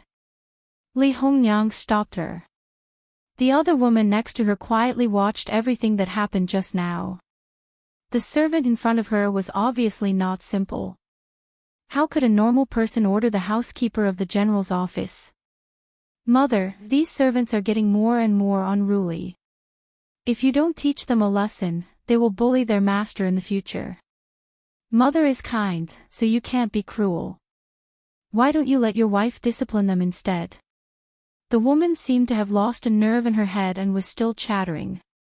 The other woman had already pulled her a few times, but she still didn't notice. "Shut up." Li Hongyang also scolded her wife. In her impression, Yu Qianqiu was like a god. Back then, he just casually drew a path and trapped her eldest son for a few days. How could she offend him? Damn it. If you continue to nag, I'll sell you to Africa. Yu Qianqiu was speechless when he met such a woman. He pointed at the woman's pretty face and asked Shi Xiaotian, "Is this your sister-in-law? Is it Shi Youtian's wife or Shi Yintian's?" Shi Xiaotian looked at him with a wry smile and thought to himself, "If you don't wear this servant's clothes, how could you have caused such trouble?" Li Hongyang took over the conversation and introduced awkwardly, "Mister, please don't be offended. This is Bao Wanshi, the wife of my eldest son, Yu Tian, and this is Situ Hui, the wife of my second son, Yin Tian." Bao Wanshi. Yu Qianqiu sized her up and laughed coldly. She doesn't live up to her name. Why did Yu Tian choose such a shrew? In my opinion, he should just divorce her. His words were not polite at all. The people at the side were speechless. Shi Xiaotian really didn't know whether to laugh or cry. Bao Wanshi was so angry that her face turned pale. She said with a trembling voice, You. Wah. She was so angry that she cried. Yu Qianqiu didn't have a good impression of shrewd-like women. What he said just now was to anger her. Seeing that she was crying, he immediately became interested in watching a good show. He jokingly said, "Cry, continue to cry. It's too soft, louder." Bao Wanshi did as he said and began to cry loudly. Her voice was really sharp, and she even made a lot of body movements. Situ Hui, who was at the side, tried to comfort her, but it was useless. Li Hongyang felt a headache coming on. Shi Xiaotian quickly pulled Yu Qianqiu back and said, "Boss, I'm begging you. Please be lenient with your words. She is my sister-in-law after all. Just give me some face, okay? Who made my wife cry?" A voice that pretended to be angry was heard with a hint of laughter. Yu Qianqiu turned to look. A person walked out from the entrance. He wore a scholar's hat and a vermilion official's robe. Who else could it be but the Shi family's boss, Shi Yutian? However, he seemed much more mature than before, especially with the two small tufts of beard on his mouth. Wah! Bao Wanshi acted as if she saw her savior. She wiped her tears and rushed into Shi Youtian's arms. She began to complain about all her grievances. Humph! There's such an evil servant. Wanshi, don't cry. I'll teach him a lesson for you. Shi Yutian let go of his wife and walked over with large strides. Ha! Interesting. Yu Qianqiu couldn't help but clap his hands and laugh. He said, "Shi Yutian, we haven't seen each other for so many years. I didn't think you'd become a flower protector. I'd like to see how you'll teach me a lesson." "How dare you?" After Shi Yutian saw the person's face clearly, the words he was about to shout got stuck in his throat. His face turned red. When he came to his senses, he hurriedly lifted the hem of his official robe and ran over to pay his respects. Yutian greets Mr. I haven't seen Mr. for many years. You've been well. No matter what their relationship was like in the past, meeting old friends was always a happy thing. Yu Qianqiu supported him and said with a smile, I don't live as well as you do. Hugging your wife and flirting in public. TSK.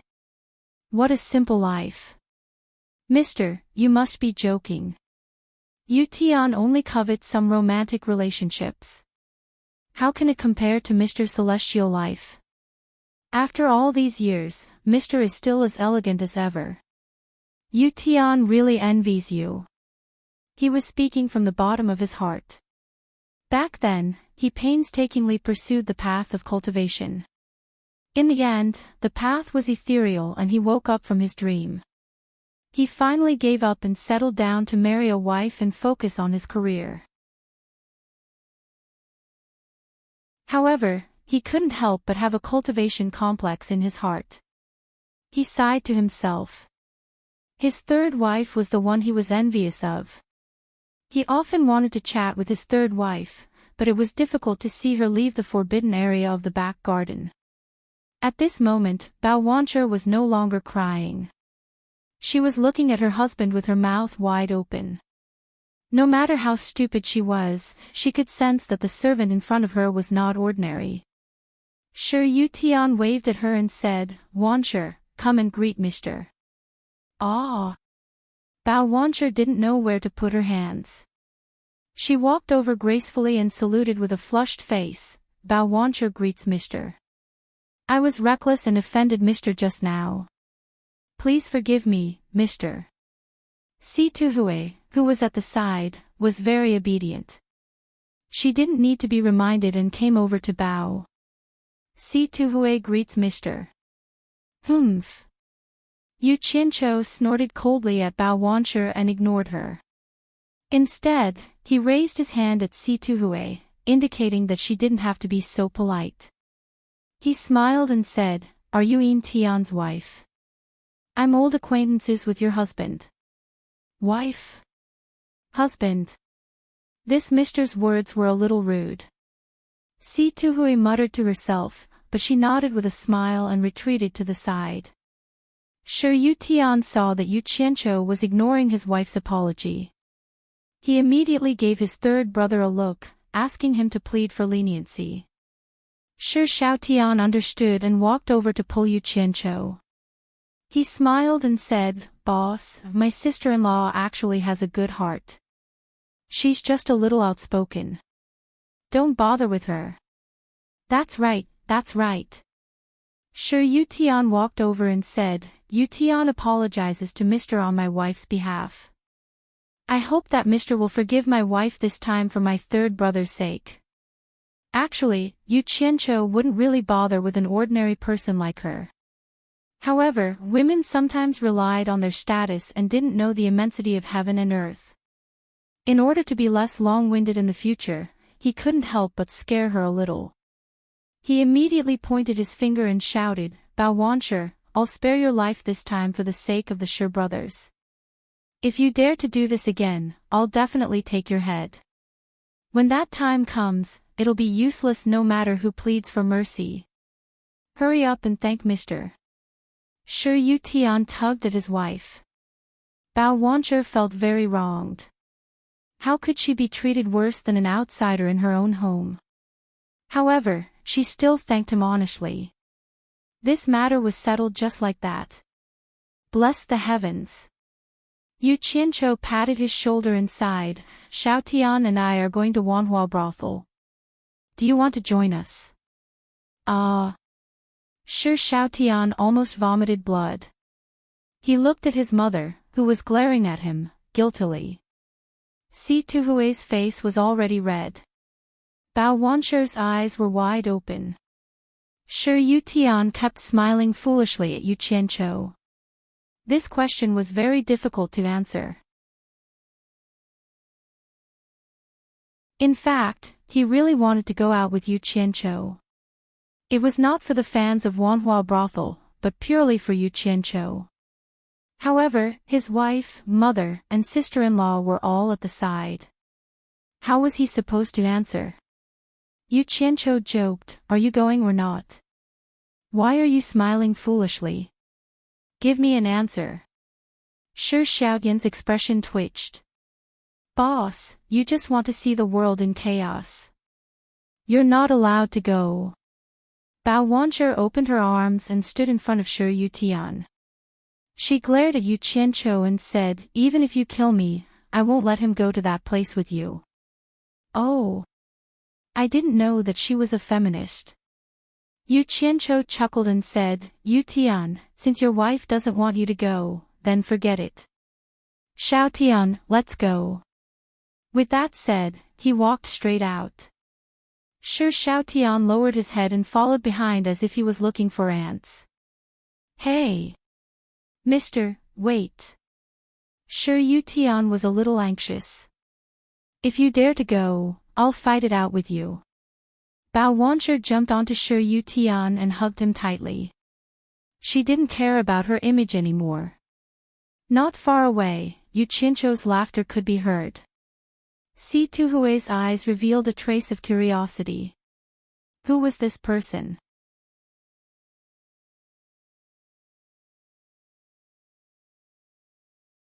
Chapter 219. The speed at which news spread in the cultivation world was very fast. It was much faster than the speed at which a horse could run or a pigeon could carry a message. Once the news of Yu Qianqiu being expelled from the supporting Immortals Island was released, it caused a huge uproar. Of course, an ordinary core formation disciple would not be able to cause such a huge uproar. The main reason was that the things he did had a huge impact. 100 Flowers Valley beat up the grandson of sect master Ong Guangzheng, and Hat Island beat up the son of Deluo sect master.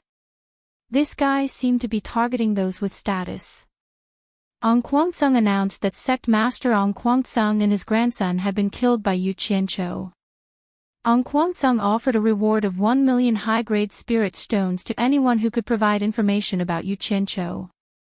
The reward for taking Yu Qianqiu's head was 5 million high-grade spirit stones, and the reward for capturing Yu Qianqiu alive was 10 million high-grade spirit stones. As soon as the news of the Azure Light sect was released, the entire cultivation world was boiling. A mere core formation disciple killed sect master Ong Guangzheng. It was hard to believe. However, for those from the small sects, 1 million, 5 million, or even 10 million upper spiritual stones were tempting enough for them. Now that Yu Qianqiu didn't have the support of supporting Immortal Island, he was just a core formation cultivator. He was no different from a lowly vagrant cultivator. There was nothing to be afraid of. Therefore, they sent out their disciples to investigate. Even if they did not expect to earn 10 million high-grade spirit stones, it would still be good if they could earn 1 million. Those poor rogue cultivators tried their luck everywhere. However, there was a rumor that Ong Guangzheng's ancestor Qing Nu failed to capture Yu Qianqiu when he confronted Yu Qianqiu. Instead, he allowed Yu Qianqiu to escape unscathed. However, after thinking about it, everyone understood that this was pure nonsense. How could a late-stage transcending tribulation cultivator fail to capture a core formation cultivator? It was a joke and a rumor. Under Ong Guangzheng's request, the entire cultivation alliance began to operate. All the righteous sects that joined the cultivation alliance would search for Yu Qianqiu in the cultivation world. If necessary, they could kill him on the spot. The Luo sect was especially supportive of this. At this moment, in the Wu clan's ancestral hall of the 4 major clans, the clan heads of the 4 major clans gathered together at the fastest speed.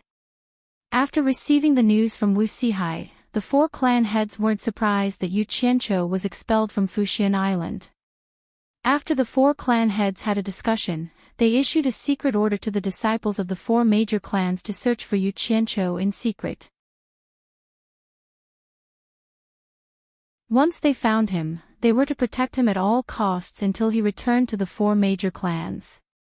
Once this news was out, the evil Dao was the happiest. The righteous sects actually had such an unconventional traitor. Moreover, he was a traitor of Fuxian Island. Moreover, he was such a famous traitor.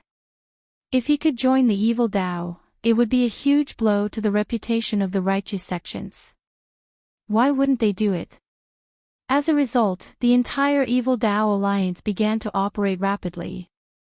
All the evil Dao sects had a common understanding that they would protect Yu Qianqiu at all costs when necessary.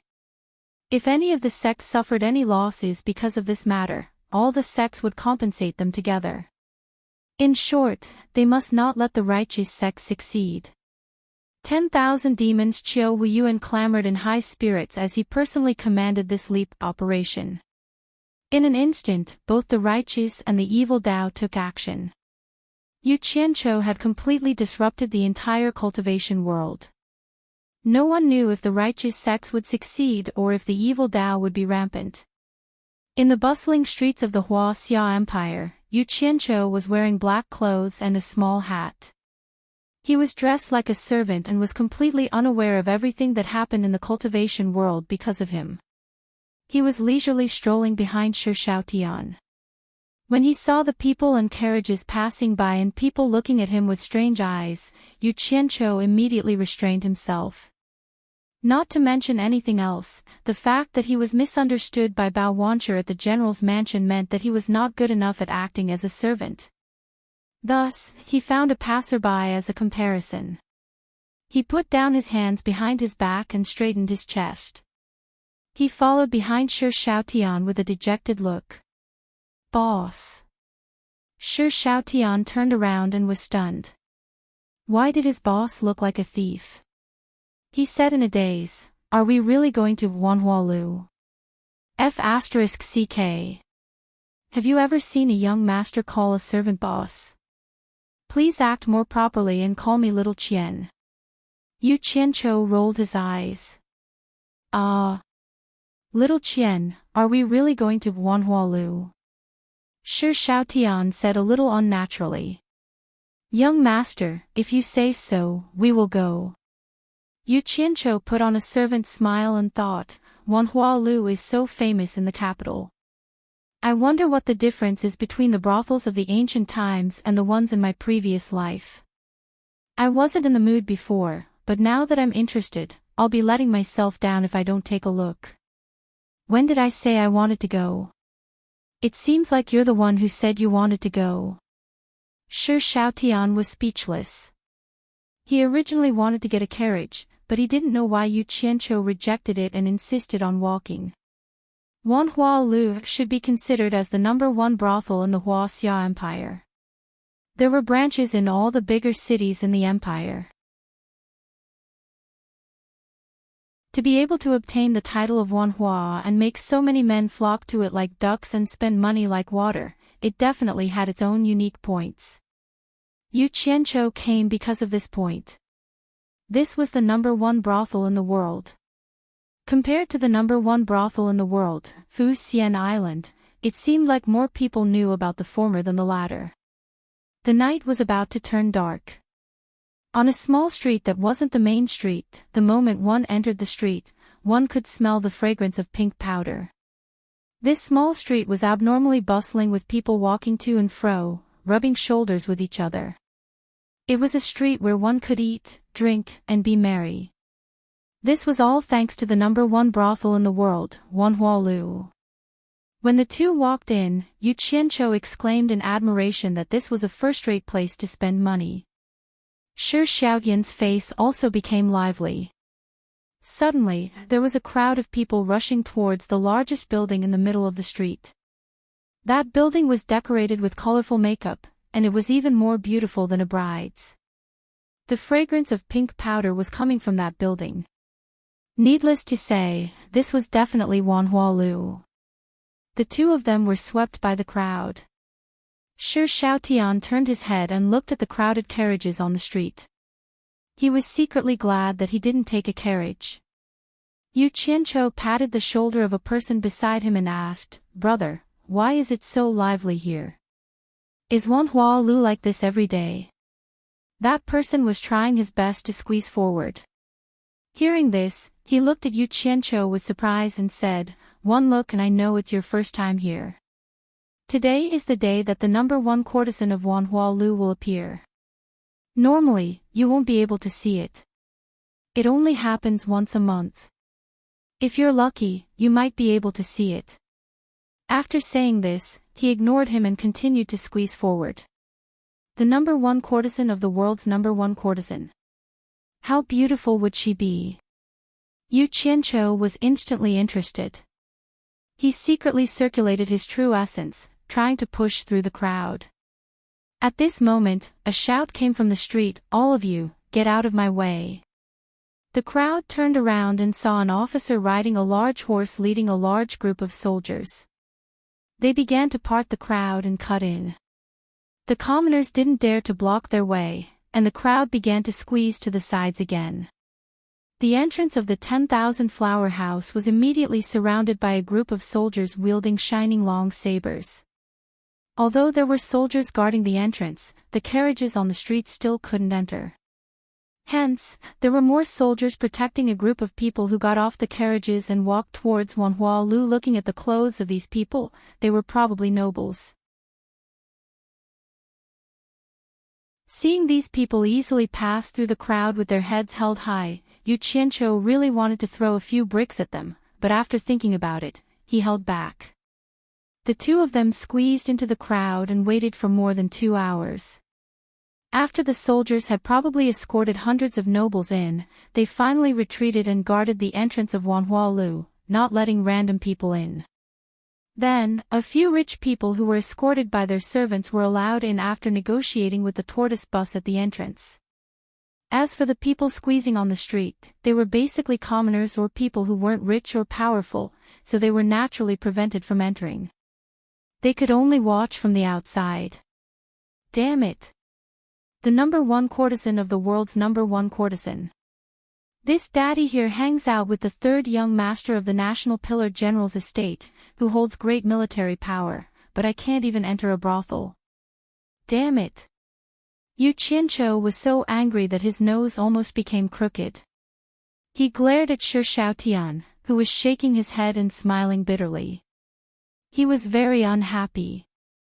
A trace of ruthlessness flashed across his face. He raised his hand and shouted, "The third young master of the National Pillar General's estate has arrived."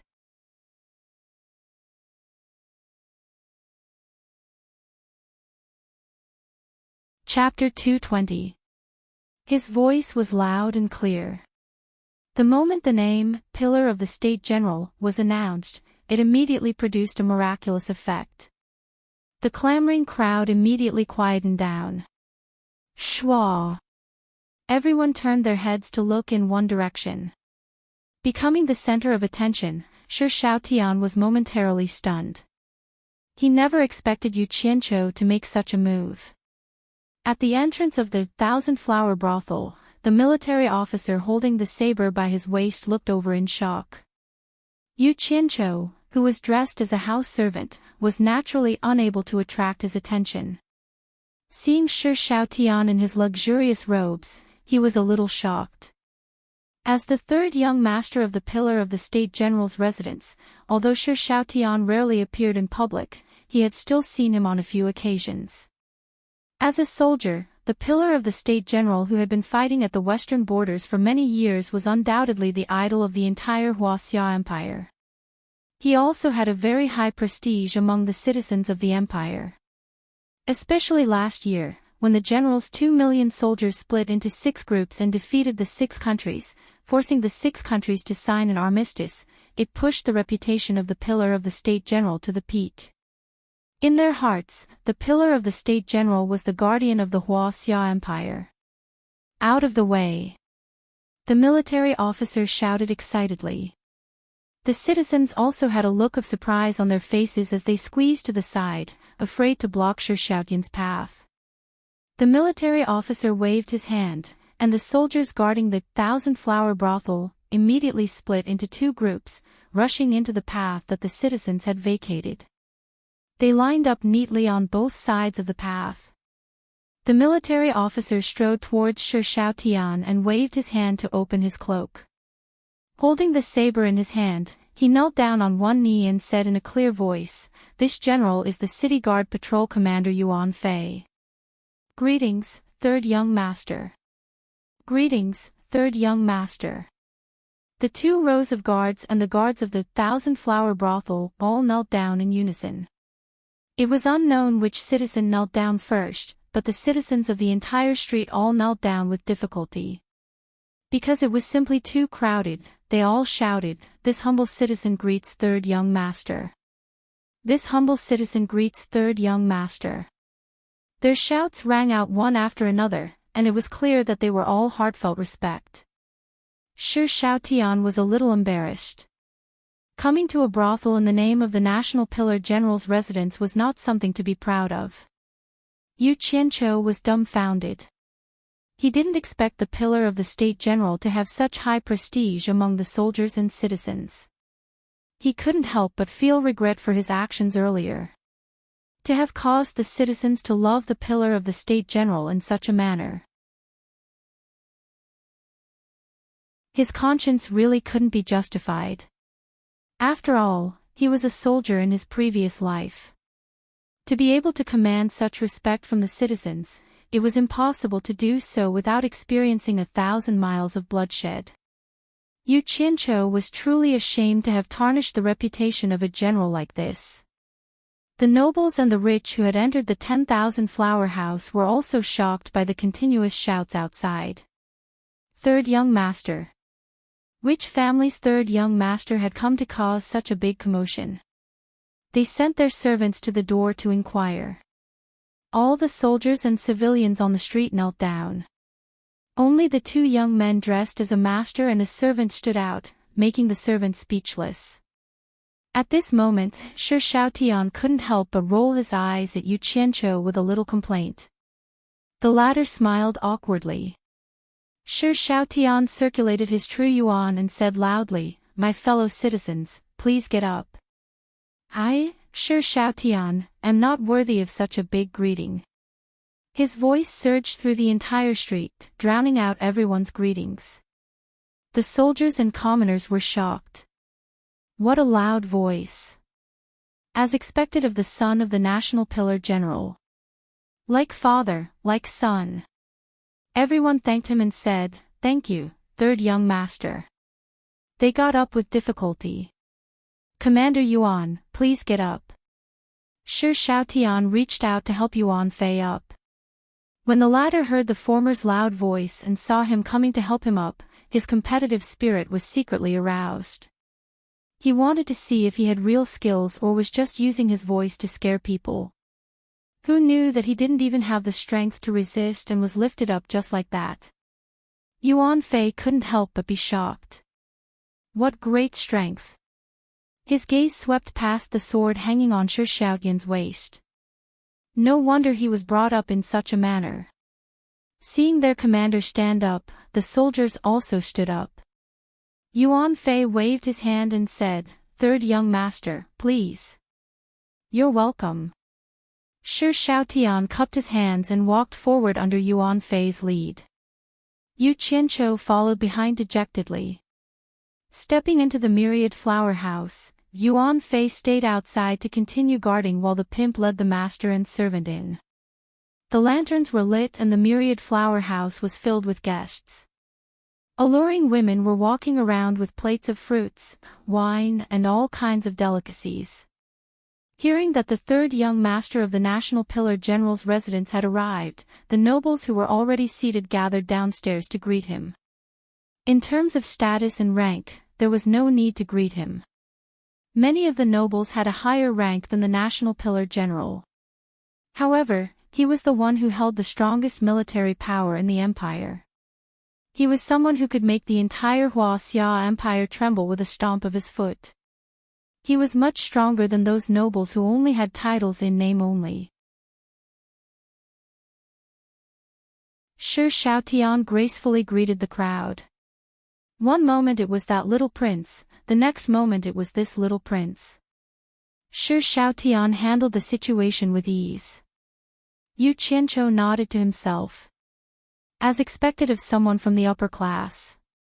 Today, he had finally witnessed the power of the National Pillar General's residence. He had a new plan in mind. They were in an enclosure, with a big performance stage in the middle. There were 2 levels of seats for spectators. The upper level was an open single room, while the lower level was a circle of single-table banquets. This should be the place where the courtesan Belle would sing and dance tonight to celebrate peace and prosperity. Shi Xiaotian arrived late. The single room upstairs had already been occupied. However, there was no need to worry. Naturally, there were people who knew their place and left one for him. The 2 of them were in a single room on the 2nd floor, one sitting and one standing. The one standing behind Shi Xiaotian was, of course, Yu Qianzhou. A servant couldn't possibly sit with his master in public, could he? Wan Hualu had arranged for some prostitutes to come over. However, Yu Qianzhou felt that they were too unattractive. He found an excuse that the 3rd young master didn't want to be disturbed and chased them out. He was used to seeing beauties in the cultivation world. Naturally, he wasn't interested in the so-called beauties here. If it wasn't for the fact that he still wanted to see the courtesan that everyone was fighting for, he might have turned around and left. Soon, the performance on the central stage began. For a moment, the sound of zither, flute, and drums rang out. More than a dozen graceful women danced gracefully, causing the crowd to cheer. Yu Qianzhou originally thought that they were going to do a striptease or something. Who knew that after wandering around for a long time, there wasn't anything interesting at all. One group after another went down, and another group changed into different styles. They didn't have the awareness of a brothel at all. He really didn't understand why those princes and nobles were cheering. Yu Qianzhou wished that he could throw a grenade down and let those women who were baring their fangs and brandishing their claws quickly get off the stage. He wanted that courtesan to come up and take a look as soon as possible. If she didn't look good, then they should leave as soon as possible to avoid wasting time. This brothel was too boring. The music played by those musicians didn't have any passion at all. When it fell into his ears, it was like a lullaby. It made him sleepy and yawn repeatedly. After an unknown amount of time, just as he was in a semi-conscious state, the commotion around him woke him up. The lonely and light sound of the zither entered his ears, and it was quite refreshing. When he looked again, the surrounding princes and nobles were all leaning against the railings to watch. The courtesan is coming out. Shi Xiaotian said softly. He also walked to the railings to watch. Yu Qianzhou's eyes lit up. He had been waiting for the stars and the moon. Finally, it was here. He also followed. In the depths of the lanterns, a figure dressed in a light gauze and thin red palace dress leisurely walked over. A long white jade hairpin was inserted into her jet-black hair bun. The 2 ends of the hairpin were pulled up by a red veil that covered her face. Her pretty face was faintly discernible. It was hard to see clearly, but it was exceptionally alluring. Her white and tender lily-white hands were hugging a plain zither. One side of her ample chest was lightly pressed against it, making the other side even more abruptly perky. The red veil covered her perky buttocks, trying to cover her slender jade legs. However, the boundless spring scenery was always inadvertently revealed when her jade legs strode forward. The beauty dressed in red lightly walked onto the stage. She put down the jade zither on the table that had already been set up by someone. She nodded slightly to the surrounding people and then sat down peacefully. The red veil on both sides of her buttocks was quietly pulled open, revealing her white and tender thighs. Good! Someone clapped and shouted. Immediately, it caused a loud commotion. Everyone agreed one after another. Yu Qianzhou finally became spirited. He clapped with all his might. Damn it! He finally saw someone who was pleasing to the eye. Although he couldn't see her face clearly, just based on her figure alone, it was already top-notch. The single room for the two of them was in a good position. The courtesan happened to be facing the two of them, so they could slowly admire her. 10 jade-like fingers pressed down on the strings of the zither, gently evoking a quiet and exquisite sound. The surroundings immediately quietened down. Yu Qianqiu nodded. At first, he sounded a little sad, but it was still a little interesting. At least he was able to continue listening. The sound of the zither reverberated faintly. The face under the red veil suddenly sang softly, "I am a fox that has cultivated for 1,000 years. 1,000 years of cultivation, 1,000 years of loneliness, The smile on Yu Qianqiu's face instantly froze. Then, it started to twitch.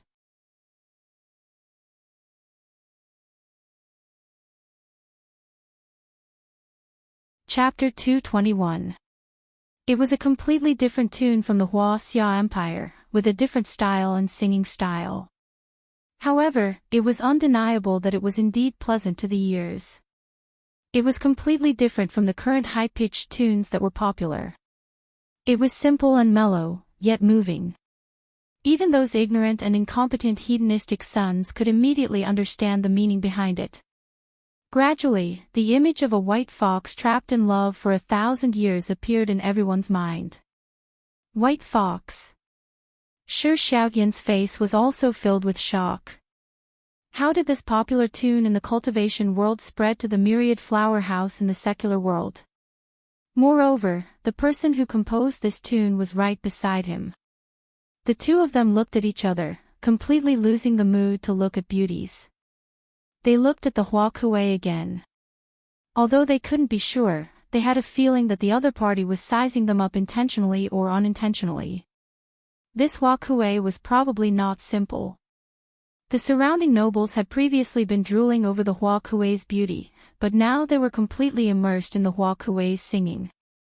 Even after the song ended, they still couldn't extricate themselves. After a long time, their exclamations turned into cheers. They all felt that this trip was not in vain, so they rewarded the Hua Kuei with gold and silver ingots. However, the Hua Kuei seemed to be indifferent to the praises and rewards of the crowd. Yu Qianqiu and Shi Xiaotian were no longer in the mood to stay. They turned around and were about to leave quietly. Suddenly, a coquettish voice transmitted into Yu Qianqiu's ears. "I didn't expect that the abandoned disciple of Fuxian Island that the entire Cultivation Alliance is looking for would actually be involved with the pillar of the state generals." Yu Qianqiu stopped in his tracks and suddenly turned to look at the Hua Kuei downstairs. Who else could it be if not her who was able to sing the White Fox? The other party could actually transmit a voice. It was clear that her cultivation was above the tribulation stage. No wonder he couldn't tell. Who was this person? Unfortunately, his cultivation was not at the stage where he could transmit a voice. He couldn't question her in public, could he? He could only reveal a stern and questioning gaze. Seeing his reaction, Shi Xiaotian also stopped. He didn't know what he was going to do. Yo! The third son of the National Pillar General was actually an early-stage foundation establishment cultivator, hee. Yu Qianqiu, you've really found a good hiding place. Yu Qianqiu heard Hua Kuei's laughter again. Don't look at me like that. You want to know who I am?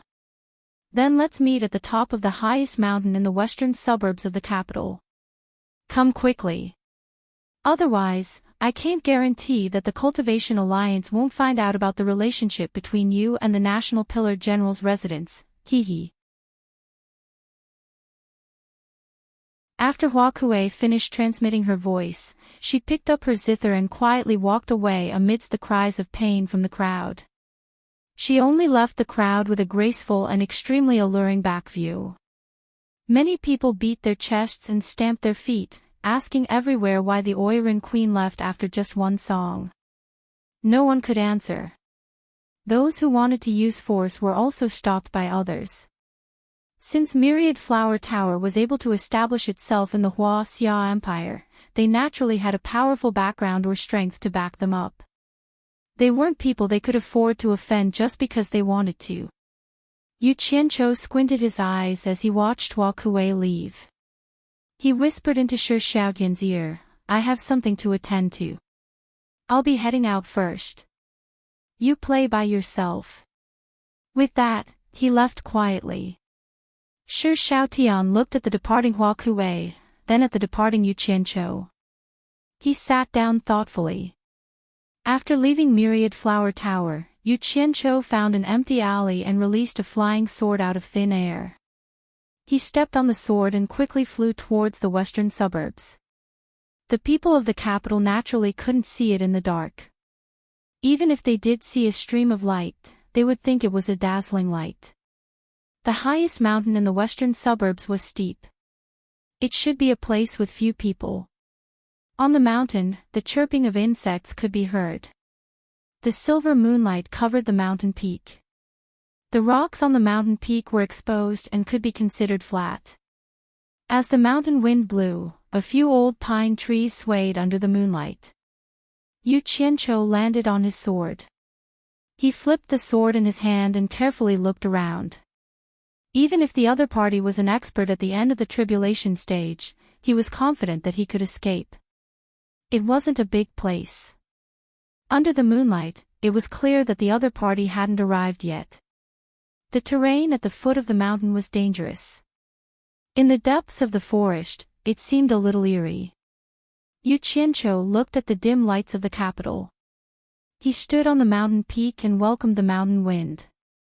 He held his sword with both hands and quietly waited for the arrival of Myriad Flower Tower's Hua Kuei. Ding ding dong dong. The sound of a zither suddenly sounded behind him. Yu Qianqiu was shocked. He suddenly turned around and his gaze fell on the few old pine trees. A woman wrapped in a red veil sat on the top of the tree and played the zither. Who else could it be other than that Hua Kuei? Damn it! Trying to scare me. Aren't you afraid of pricking your butt while wearing so little? Yu Qianqiu said in a deep voice, "Who are you? Why did you ask me to come here? How do you know me?" Hua Kuei didn't answer. Instead, she played the zither and sang, "Yesterday was like the flowing river in the east, far away from me. Today, my heart is in chaos, how troublesome. Did you ask me to come here just to listen to you play and sing?" Yu Qianqiu waved his sword and pointed at her. Hua Kuei was completely focused. It was as if she was deeply immersed in her own song. Only when the song was finished did she open her fingers and press on the zither to stop the lingering sound.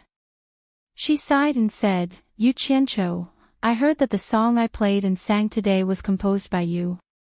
"Crazy."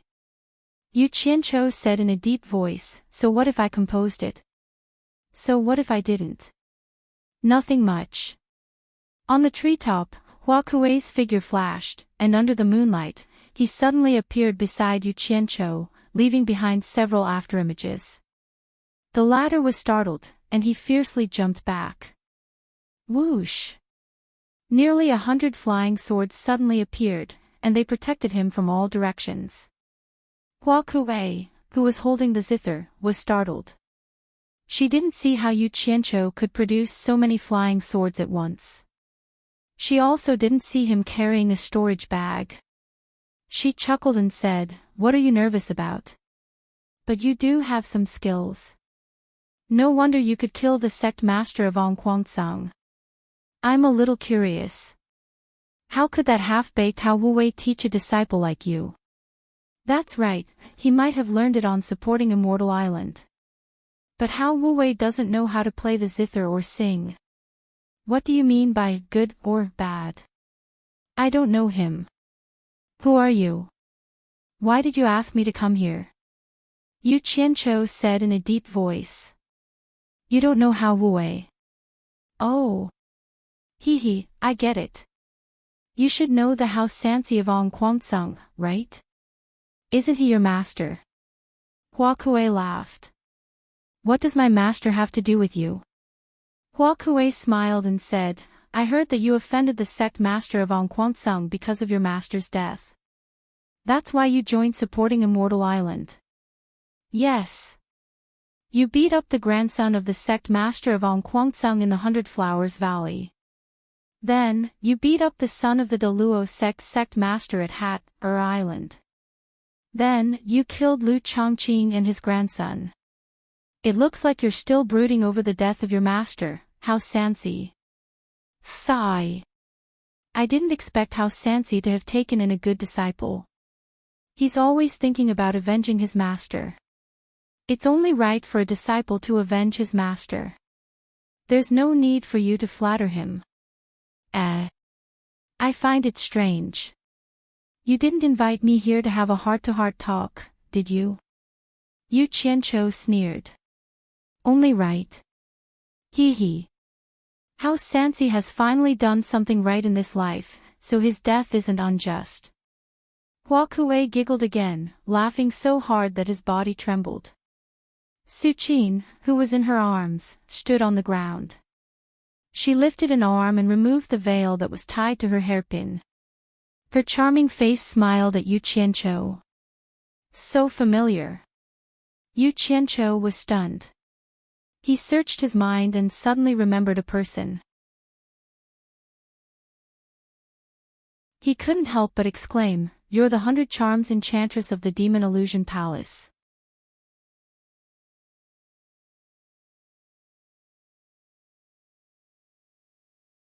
Chapter 222. Oh. Little brother, you have a good memory. I didn't expect you to remember our first meeting. It's not in vain that I've been paying attention to you all these years. Ha! Allure Seductress spread her arms and swept her fingers over the strings of the zither. After a string of homophonic notes, she covered her mouth and laughed. Her breasts rippled, and the red muslin wrapped around her swayed with the mountain wind. The color of her lower body was faintly discernible. She was really charming when she smiled. Yu Qianzhou was stunned and thought, amazing. Among all the beauties he knew, he had never seen a woman like Allure Seductress. She had the charm of a mature woman to the extreme. No wonder she was called Allure Seductress. However, he didn't know whether she was a friend or a foe, so he couldn't be careless. He took a deep breath to calm himself down and said expressionlessly, Why have you been paying attention to me? Allure Seductress stopped laughing and shook her head. Are you really confused or just pretending? Don't you know the relationship between me and your master? Yu Qianzhou's eyes flickered. He had heard the conversation between her and Lu Wanwan in the Spirit Stone Mine. If Hao Wuwei was really his master, Hao Sansi, then the relationship between her and his master was ambiguous. He might even have to call her his master's wife. However, it seemed too ridiculous. How could a dirty old man like his master pick up such an arrogant girl? Besides, Allure Seductress was the master of the Enchanted Palace. Unless she was a pervert. Allure Seductress seemed to have seen through his mind. She didn't wait for his answer and told him a story of the past. At that time, Allure Seductress wasn't the master of the Enchanted Palace yet. When she went down the mountain to gain experience, she happened to meet Hao Wuwei, who was also going down the mountain to gain experience. At that time, he wasn't called Hao Sansi. One was righteous and the other evil, so they started to fight. However, Hao Wuwei was only in the early stage of core formation at that time, while Allure Seductress was in the middle stage of nascent soul. There was a huge gap between their cultivations. As a result, Allure Seductress was not only injured but also captured by Hao Wuwei. The Allure Temptress had always looked down on the hypocrisy of the righteous, so she teased Hao Wuwei by saying that she wouldn't kill him as long as he was willing to join her Phantom Palace. However, Hao Wuwei would rather die than submit. Every time he opened his mouth, he would call her Demoness. As a result, he had angered the Temptress of 100 Charms. Thus, she tormented him until he was on the verge of death. But even if he was on his last breath, Hao Wuwei would rather die than submit. He continued to curse and swear loudly. Allure Seductress was shocked. She didn't expect that there would be a man who wasn't afraid of death in this world. She had never seen a man like this before. Her attitude gradually changed from disdain to ridicule, then to anger, and then from shock to admiration. Such a man was indeed rare in the cultivation world, and it could be said that she was convinced. Then, a dramatic change occurred. Allure Seductress beat Hao Wuwei to death, but in the end, she was the one who healed him. Under her careful care, Hao Wuwei's mood also changed during the healing process. He didn't expect that this seemingly seductive and absurd woman had such a side to her. As a result, there was a problem. When a man and a woman spent a long time together, once they had a good impression of each other, it couldn't be stopped and the two of them developed feelings for each other. To be exact, the two of them fell in love. In the cultivation world, it was absolutely forbidden for righteous and evil to fall in love with each other, especially in the righteous. Hao Wuwei, who had recovered from his injuries, returned to Onquangsong uneasily. He didn't dare to mention this matter to his master. However, Allure Seductress was a woman who dared to love and hate. This might be the difference between evil and righteous. Allure Seductress couldn't bear the pain of lovesickness, so she secretly went to Onquangsong to find Hao Wuwei. As a result, Hao Wuwei was scared to death and advised her not to come to Onquangsong anymore. His words almost made Allure Seductress die of anger. "I'm not afraid, what are you afraid of? A man who isn't even afraid of death is afraid of this." She was so angry that she simply revealed her whereabouts in Onquangsong and quickly escaped. Her willfulness didn't cause any trouble for herself, but it caused Hao Wuwei to suffer. When the matter was exposed and he was reprimanded by the sect, Hao Wuwei honestly confessed what had happened and almost lost his life. If it weren't for the fact that his master happened to be the sect master of Onquangsong and wanted to protect him, there wouldn't be Hao Sansi in the future. In fact, back then, the sect master of Onquangsong thought very highly of this disciple and even wanted to train him to be his successor. However, this matter was completely ruined. The sect master was heartbroken and reprimanded his disciple severely. He also changed his name to Hao Sansi, which meant that he should think twice before doing anything. In the end, he couldn't avoid the punishment and swore never to have any contact with Allure Seductress again. He even made a fuss and faced the wall to reflect on his mistakes for 10 years. After that, Allure Seductress was a little regretful, but she held on. In the end, the two of them really didn't see each other for decades. By coincidence, when the two of them met again, Allure Seductress couldn't believe her eyes. Hao Wuwei, who was upright and outspoken in the past, had actually become a sloppy old man. She found an opportunity to stop him alone and interrogate him.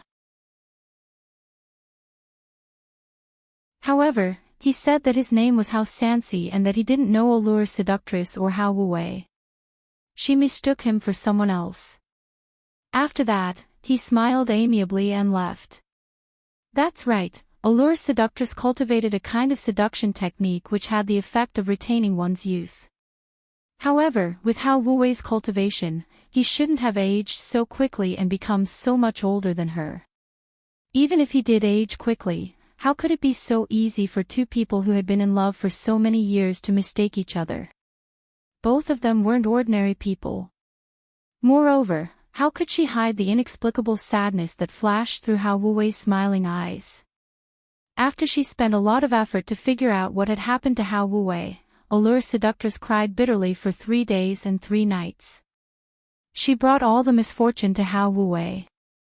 After that, she begged Onquangsong several times, wanting to meet Hao Wuwei. However, how could Onquangsong agree to her request of a demon? It was already good enough that he didn't kill her. Therefore, she tried to force her way in several times, but how could Allure Seductress break in alone? She almost lost her life in Onquangsong's hands. After understanding that one person's strength was too insignificant for Ong Kwang Sung, Allure's seductress made up her mind and concentrated on her cultivation. After another decade, she sat on the position of the palace master of the enchanted palace as she wished.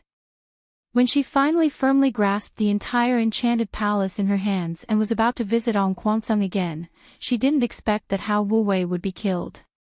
Allure's seductress felt like she was struck by lightning. Everything she had done all these years was for Hao Wu-wei. Who knew that it would end up like this? For a moment, Allure's seductress was filled with boundless anger. However, the culprit, Daluo's sect, was not something that her enchanted palace could afford to offend. Therefore, she picked Ong Kwang Sung to vent her anger first. Later, when Ong Kwang Sung's spirit stone mine was attacked, Yu Qianqiu personally experienced it. After that, Enchanted Palace was wiped out by Ong Kwang Sung in retaliation. This was also something that the entire cultivation world knew. This story was a bit too melodramatic.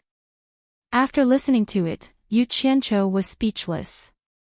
He didn't know what to say. No wonder Lu Wanwan said that he was Hao Wu-wei's disciple. So this was what happened. Sigh. That old man really couldn't tell. He really didn't expect that there would be such a romantic past. This Allure seductress was actually Master's woman. Then wouldn't she really be on the same level as Master's wife?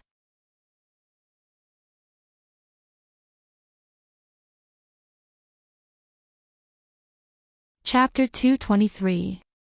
Hee hee. What? You didn't expect this, right? The Allure beauty laughed like a silver bell. Sigh. With a thought, Yu Qianqiu's flying swords disappeared, removing his defense. Scratching his head, he walked in front of the Allure beauty, smiled bitterly and bowed. Disciple Yu Qianqiu, greets Ma. Ma am. For a moment, he still found it hard to associate Hao Sansi, that old man, with this charming woman, but the two of them had an affair. He had to accept it even if he didn't want to. From the old man's previous signs, he still had this woman in his heart, otherwise he wouldn't have given up on himself to that extent.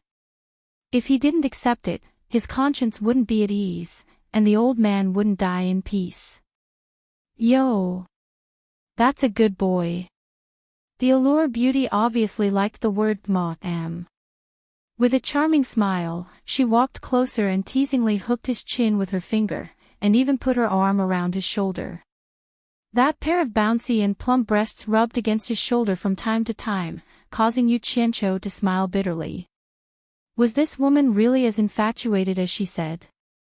Sigh. What a stunner. Damn it. It was really irritating. Unfortunately, he wouldn't do that kind of thing even if he was beaten to death. Cough cough. That. Ma-am, why did you go to a place like 10,000 Flower Brothel? Yu Qianqiu changed the topic, and took the opportunity to stand further away. He didn't want to cause a nosebleed in front of Ma-am. What do you mean? What do you mean I went to a place like 10,000 Flower Brothel? 10,000 Flower Brothel originally belonged to the Enchanted Palace. What's so strange about me, the palace master, being in my own territory? The Allure beauty laughed. What? Yu Qianqiu was stunned. So Enchanted Palace also runs a brothel? That's not right. As far as I know, before Enchanted Palace fell, this 10,000 Flower Brothel already existed. You brat, your words are really unpleasant. The temptress rolled her eyes and sighed. Forget it, you're quite pleasing to the eye. I'll tell you some secrets. Did you think that after Ong Kwang Sung razed the Phantom Palace to the ground, I would have no place to stay and could only hide in a brothel? Was that not the case? Yu Qianqiu smiled non-committally. This cheap mistress had really gotten into character. The 100 Charms beauty rolled her eyes again and continued, you should know the Pink Sect, which is ranked 10th in the Devil Dao and ranked 9th after my magical illusion palace fell, right? The Red Pink Sect was known for its charm techniques. The 10,000 flower house in the secular world was opened by the Red-Pink sect. Other than being the illusory demon palace's palace mistress, I'm also the sect master of the Pink sect. You don't know this, right? Ah. Yu Qianqiu was stunned. To be exact, he was confused by this complicated relationship. The 10,000 flower house originally belonged to the magical illusion palace, and now it was opened by the Pink sect. After sorting out his thoughts, he finally understood. He really didn't expect that this mistress had a double identity. She was actually in charge of two big sections. The 100 Charms Beauty said disdainfully, outsiders thought that the magical illusion palace, which is ranked 5th in the Devil Dao, couldn't withstand the attack of the righteous Daos ranked 6th, on Guangceng, and collapsed just like that. But who knew that my magical illusion palace had diverted more than half of its strength to run the Pink sect? It was really because of the sudden incident that we were caught unprepared by On Guangceng and suffered a big loss. Otherwise, with On Guangceng's strength, it wouldn't have been so easy to succeed. I don't understand this. Yu Qianqiu frowned and said, "Why did your magical illusion palace divert more than half of its strength to run the Pink sect? Wouldn't it be better to spend more effort to improve the magical illusion palace's strength? Otherwise, it wouldn't have suffered losses under On Guangceng's hands. Do you think it's easy for me, a woman, to sit in the position of magical illusion palace's palace master?" The 100 Charms Beauty asked back and faintly let out a breath and said, "Since I, a woman, have taken the position, I naturally have to come up with means to convince my subordinates. For a long time, my magical illusion palace has always been ranked 5th in the Devil Dao. In the past, which sect master didn't want to improve their strength, and didn't want to take a step forward in the ranking? But if you send them up, the sects above them will inevitably come down. Let's not talk about the righteous Dao's reaction for now. Once you threaten the top-ranked sects, then your sect will inevitably be suppressed by the higher-ups, and it will be very difficult to take a step forward. So when I first took office, I began to quietly divert people to develop the Pink sect. The effect is very obvious. Those top sects won't spend too much effort to pay attention to such a small sect. With the support of my magical illusion palace, the Pink sect climbed to the 10th place in just a few years. With this credit, it also allowed me to sit firmly in the position of magical illusion palace master.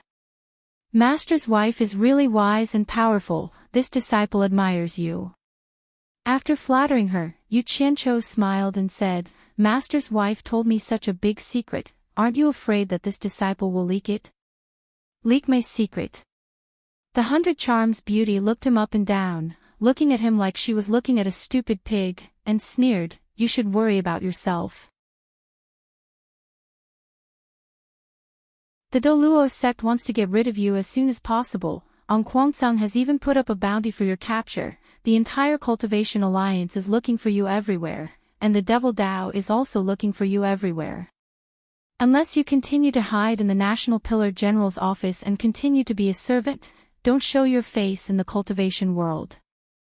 Once your whereabouts are exposed, you should be prepared to be killed by the righteous Dao or join the Devil Dao.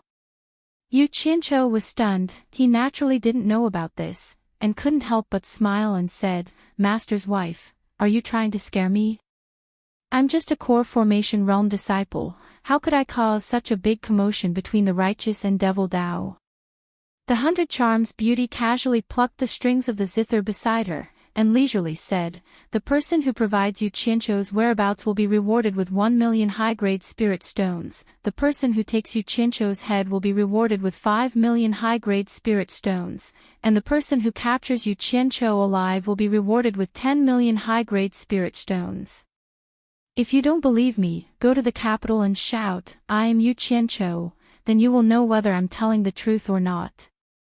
Yu Qianqiu looked towards the direction of the dimly lit capital, and his face twitched.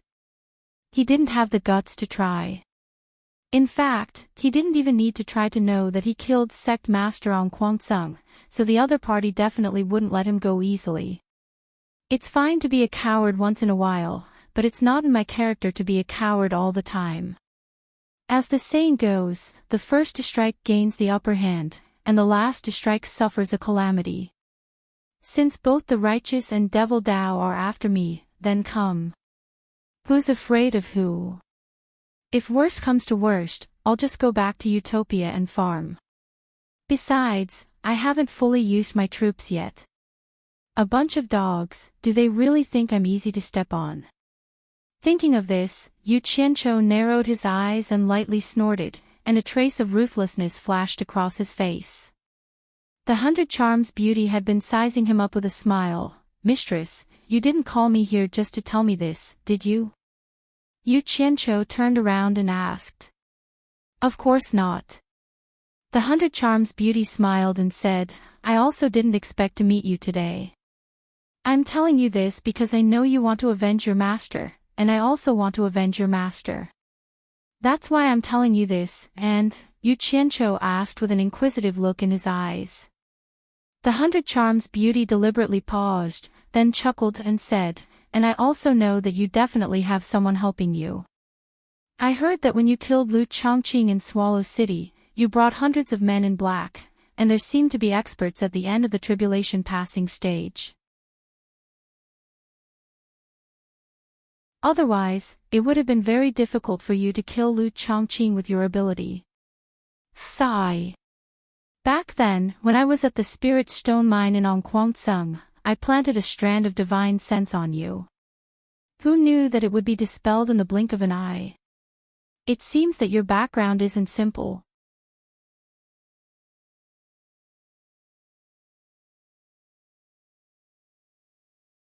Chapter 224.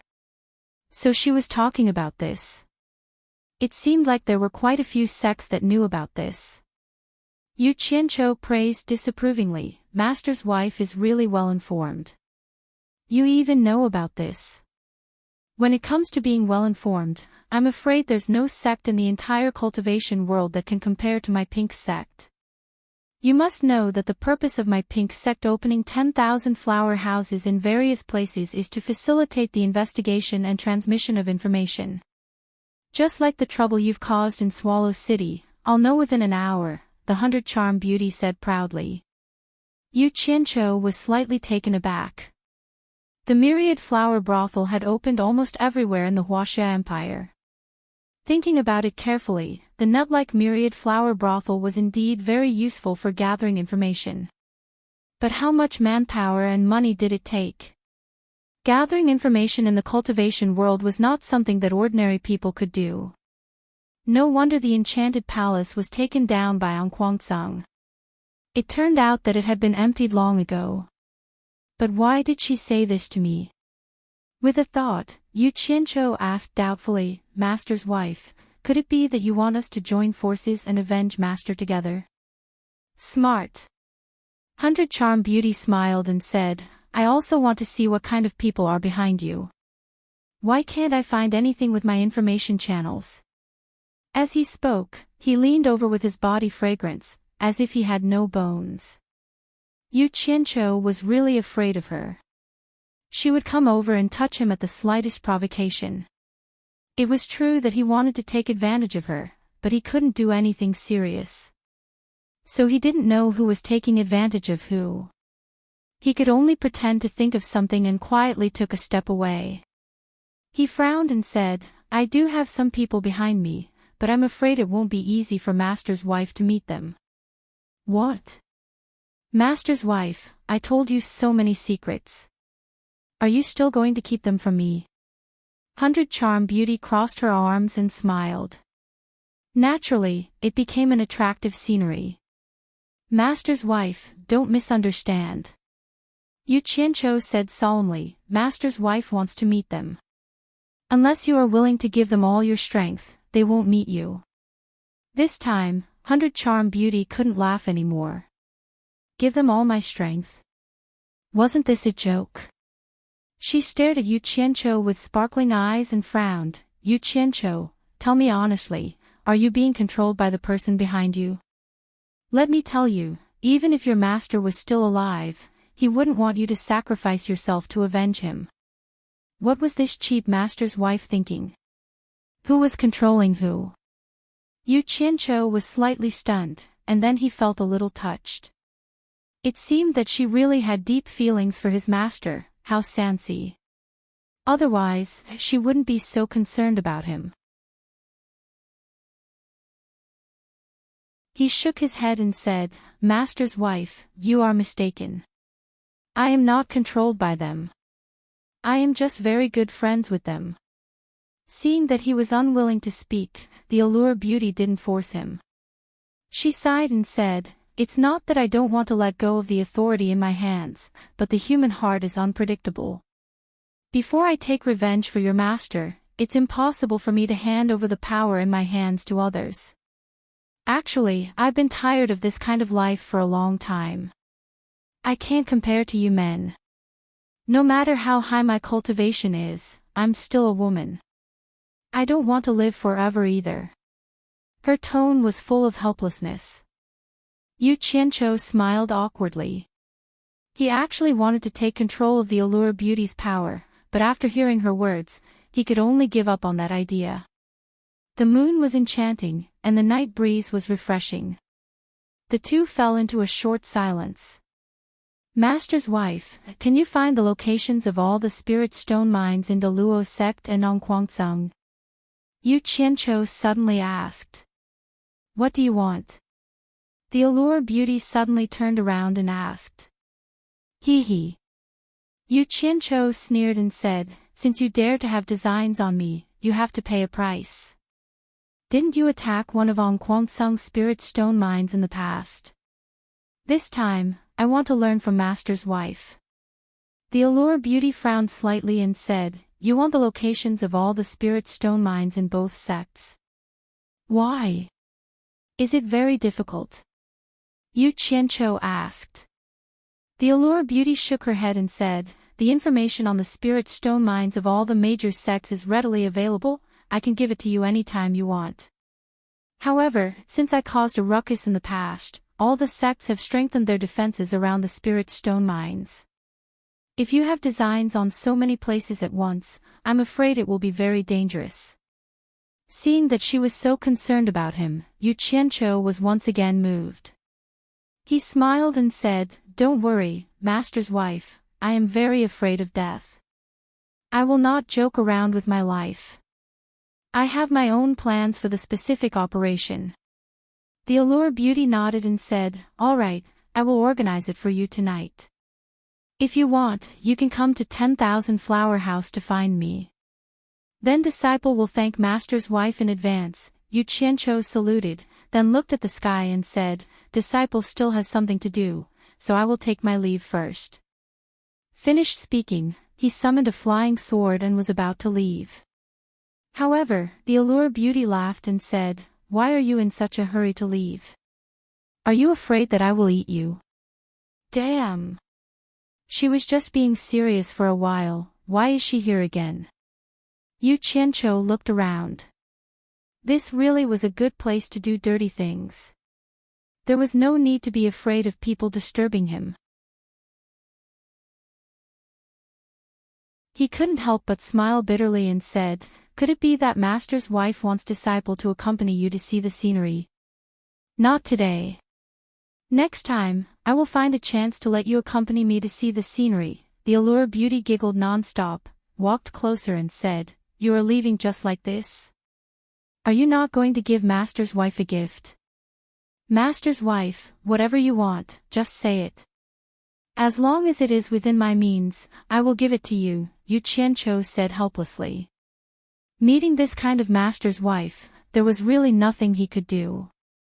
He was really afraid that she would ask him to marry her, so should he refuse? The Allure Beauty didn't answer for a long time. Instead, she leisurely paced around a few times. The moonlight vividly showed off the curves under her thin veil. Yu Qianqiu took a breath and looked to the side. "I heard that the two songs circulating in the cultivation world were composed by you. Why don't you compose a song for Master's wife as a gift? This won't force you, right?" The Allure Beauty finally said the gift she wanted for their first meeting. Since master's wife has asked, how can disciple dare to disobey? Master's wife, please wait a moment, let me think about it.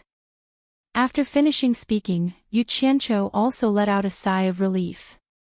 So this is what you want, I will just casually pirate a song for you.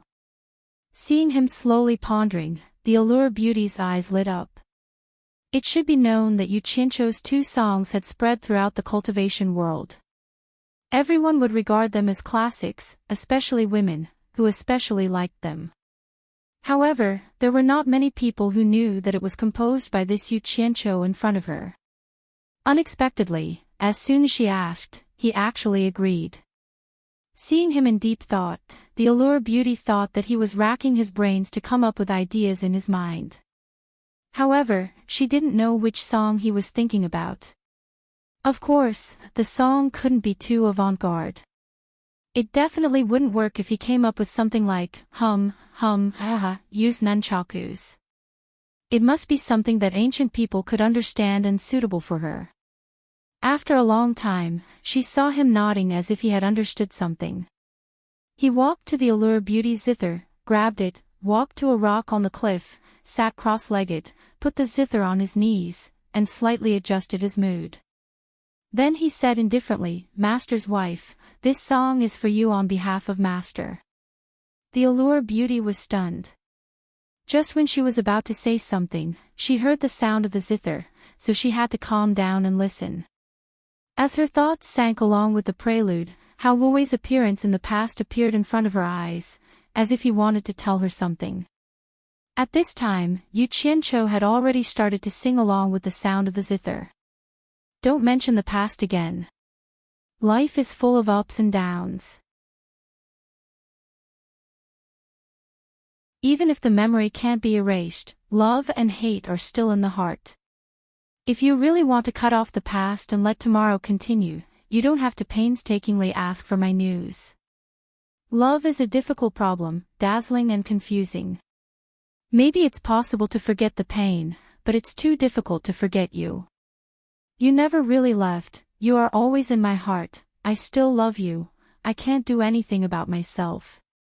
Because I still have a dream, I still have you in my heart, I'm always easily moved by the past, I always feel heartache for you. Don't be reluctant to stay in the years, I have thousands of unintentional tenderness, don't ask me if we will meet again, don't care if my words are insincere. Why don't you understand, as long as there is love, there will be pain. One day you will know, life will not be different without me, life is already too fast, I'm so afraid, always with tears in my eyes, forget me, there will be no pain, leave the past in the wind. The moonlight was like silver, the mountain wind was blowing, Yu Qianqiu sat on the edge of the cliff and sang with all his heart. At this time, the temptress was no longer as seductive as before, her eyes were already full of tears, she looked like she was scared out of her wits, as if she was talking to someone, her mouth muttered, don't mention the past. I really have to cut the past. Maybe it's possible to forget the pain, but it's not easy to forget you. You are always in my heart. As long as there is love, there will be pain, forget me, there will be no pain, leave the past in the wind. Wu Wei, are you talking to me? After playing and singing a few times, Yu Qianqiu let out a breath, stood up and turned around, seeing the heartbroken look of the temptress, he was suddenly stunned, he couldn't help but shake his head, another infatuated woman, I hope this song is helpful to you, it can make you think better. He walked over and handed over the zither in his hand, softly said, Master's wife. The temptress wiped away her tears, took the zither, and said with a trembling voice, Yu Qianqiu, what is the name of this song? Seeing her like that, Yu Qianqiu really couldn't bear to tell her the name of the song, but he couldn't think of a better name at the moment, so he could only bite the bullet and said, the name of the song is When Love is Past. Master's wife, disciple will take his leave first. After saying that, he flew away from the crime scene on his sword. Under the moonlight, on the peak of the mountain, there were a few old pines, the night wind was blowing gently, a woman wrapped in red silk was holding the zither, muttering, When love is past. When love is past.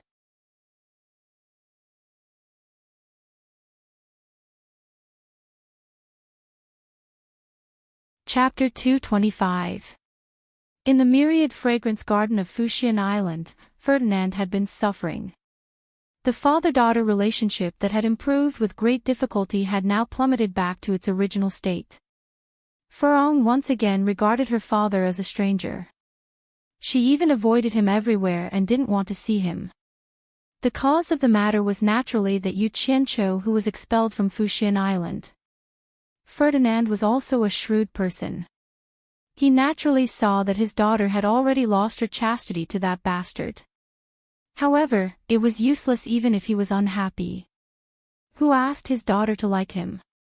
He could only wander around the sect every day, hoping to get more news about that brat. Furong didn't have the mood to cultivate these few days. She lay on the bed in the room all day, staring at a purple gold necklace in a daze. This was refined by Yu Qianqiu for her. There was a small transparent crystal ball hanging on the purple necklace. There was a little red in the small ball, which was very beautiful. Yu Qianqiu once told her that the red inside was a drop of his blood. She didn't know how it was put in. You don't want me anymore. You're going to abandon me. Furong looked at the necklace in her hand and muttered to herself. Her tears wet the pillow again. She didn't know how many times she had repeated this sentence these few days. Who doesn't want you anymore? A familiar voice suddenly appeared in the room. Furong turned her head to look. Yu Qianqiu, who was dressed in black and wearing a crooked hat, was looking at her and laughing. Furong sat up abruptly and rubbed her eyes a few times. She thought she had seen wrongly. Yu Qianqiu laughed and said, What? You don't even recognize me, your husband. Yu Qianqiu. Furong's eyes lit up. She immediately ran down from the bed barefooted and directly jumped onto Yu Qianqiu. She hugged him tightly and didn't let go. She buried her head and cried non-stop. Yu Qianqiu hugged her but with both hands and touched it. He tzked and said, Why are you full of bones? Have you not eaten for a long time? It's not as comfortable as before. Hearing this, Furong immediately stopped crying and got down from his body. Using her hand to feel his body, she frowned and said, I seem to have lost some weight. Don't you like it? Sigh. Yu Qianqiu let out a long sigh and carried her to the bed. He crouched down, grabbed her feet that were dirty from stepping on the ground, and carefully patted them clean. He picked up the shoes under the bed and helped her put them on while saying, My family's Furong is pretty, but if you're as thin as firewood, then you're not pretty. In the future, remember to eat more. Don't think that you can stop eating just because you've reached the core formation realm. Have you seen those old guys on Fuchsian Island who often don't eat? Let's not talk about being old, dry, and skinny. Do you think you'll look good like that? I don't like it anyway. Furong thought about what he said, and a withered old face appeared in her mind. If she also became like that. Furong shuddered at the thought of it. She hurriedly nodded and said, Then I'll eat more in the future. You can take me away too. Ah. Yu Qianqiu's face twitched a little. It wasn't hard to take her away.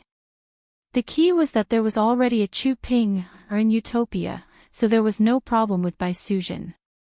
He just didn't know how Chu Ping, and Furong would react when they met. It was better not to let them meet for the time being. After thinking it through, his expression suddenly became serious. He sat side by side with her and said, Furong, I want you to do me a favor. Furong, who was previously crying, now seemed to have become a different person with Yu Qianqiu by her side. She nodded excitedly and said, What do you want me to help with? Do you need spiritual herb seeds? I'll ask my father for it. If he doesn't give it to me, I'll help you steal it. In her impression, every time he asked her for help, it was nothing more than getting spiritual herb seeds. Yu Qianqiu's face twitched again. With your level, you can steal things from Myriad Fragrance Garden.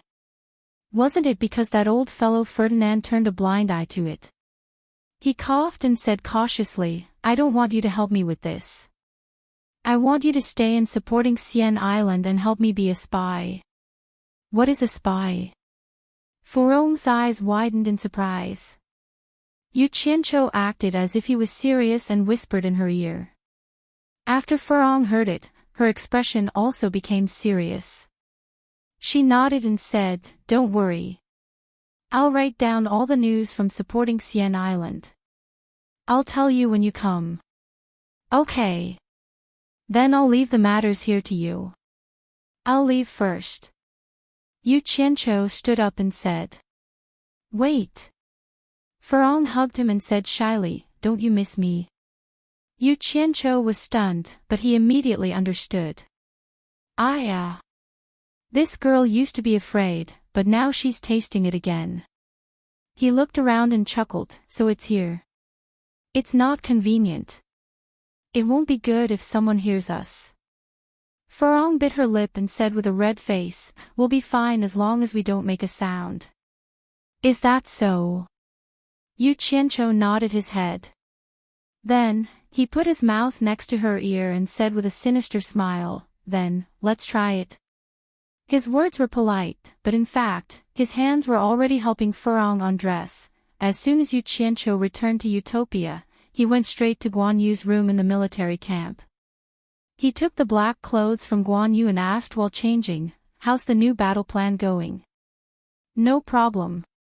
Guan Yu said in a reporting tone, According to your request, they've been trained to the high standard of ending battles quickly. Chen Feng has also provided enough qi recovery pills according to your request, and they've been distributed to everyone in the army. Each person has 2 storage bags with the capacity of 3 rooms. Very good. Yu Qianqiu nodded and said, Have you made arrangements for the 100 people I got last time? They've already started cultivating. The basic cultivation techniques are mainly based on the supporting Immortal Islands techniques. Chen Feng has already distributed the newly refined qi storage pills, which will allow them to enter the qi refinement stage as soon as possible. The women under Sister Bai are also planting a large number of spiritual herbs for refining foundation pills. Chen Feng has also started refining foundation pills. I believe that when they reach the 10th level of the qi refinement stage, all of them will be able to break through to the foundation building stage in one go, Guan Yu reported. Yu Qianqiu thought for a moment and said, Those who are too old, after breaking through to the foundation building stage, let them open up wastelands and farm. After all, they're old, and it's too late to start cultivating now. Even if they continue to cultivate, there won't be any big breakthroughs. Let them live a few more years. Fighting and killing things aren't suitable for them. It just so happens that we can solve the increasingly tight food supply situation here. Let's try our best to be self-sufficient. That way, we won't have to always go out to buy food. If there's a chance, I'll get more people here. Got it.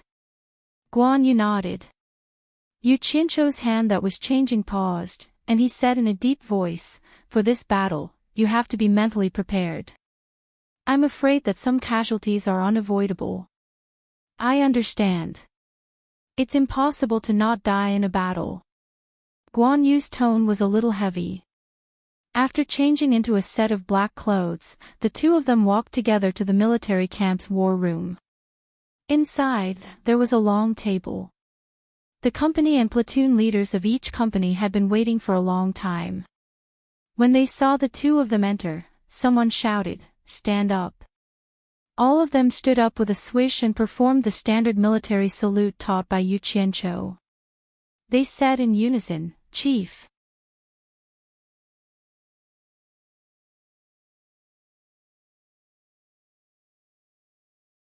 Chapter 226.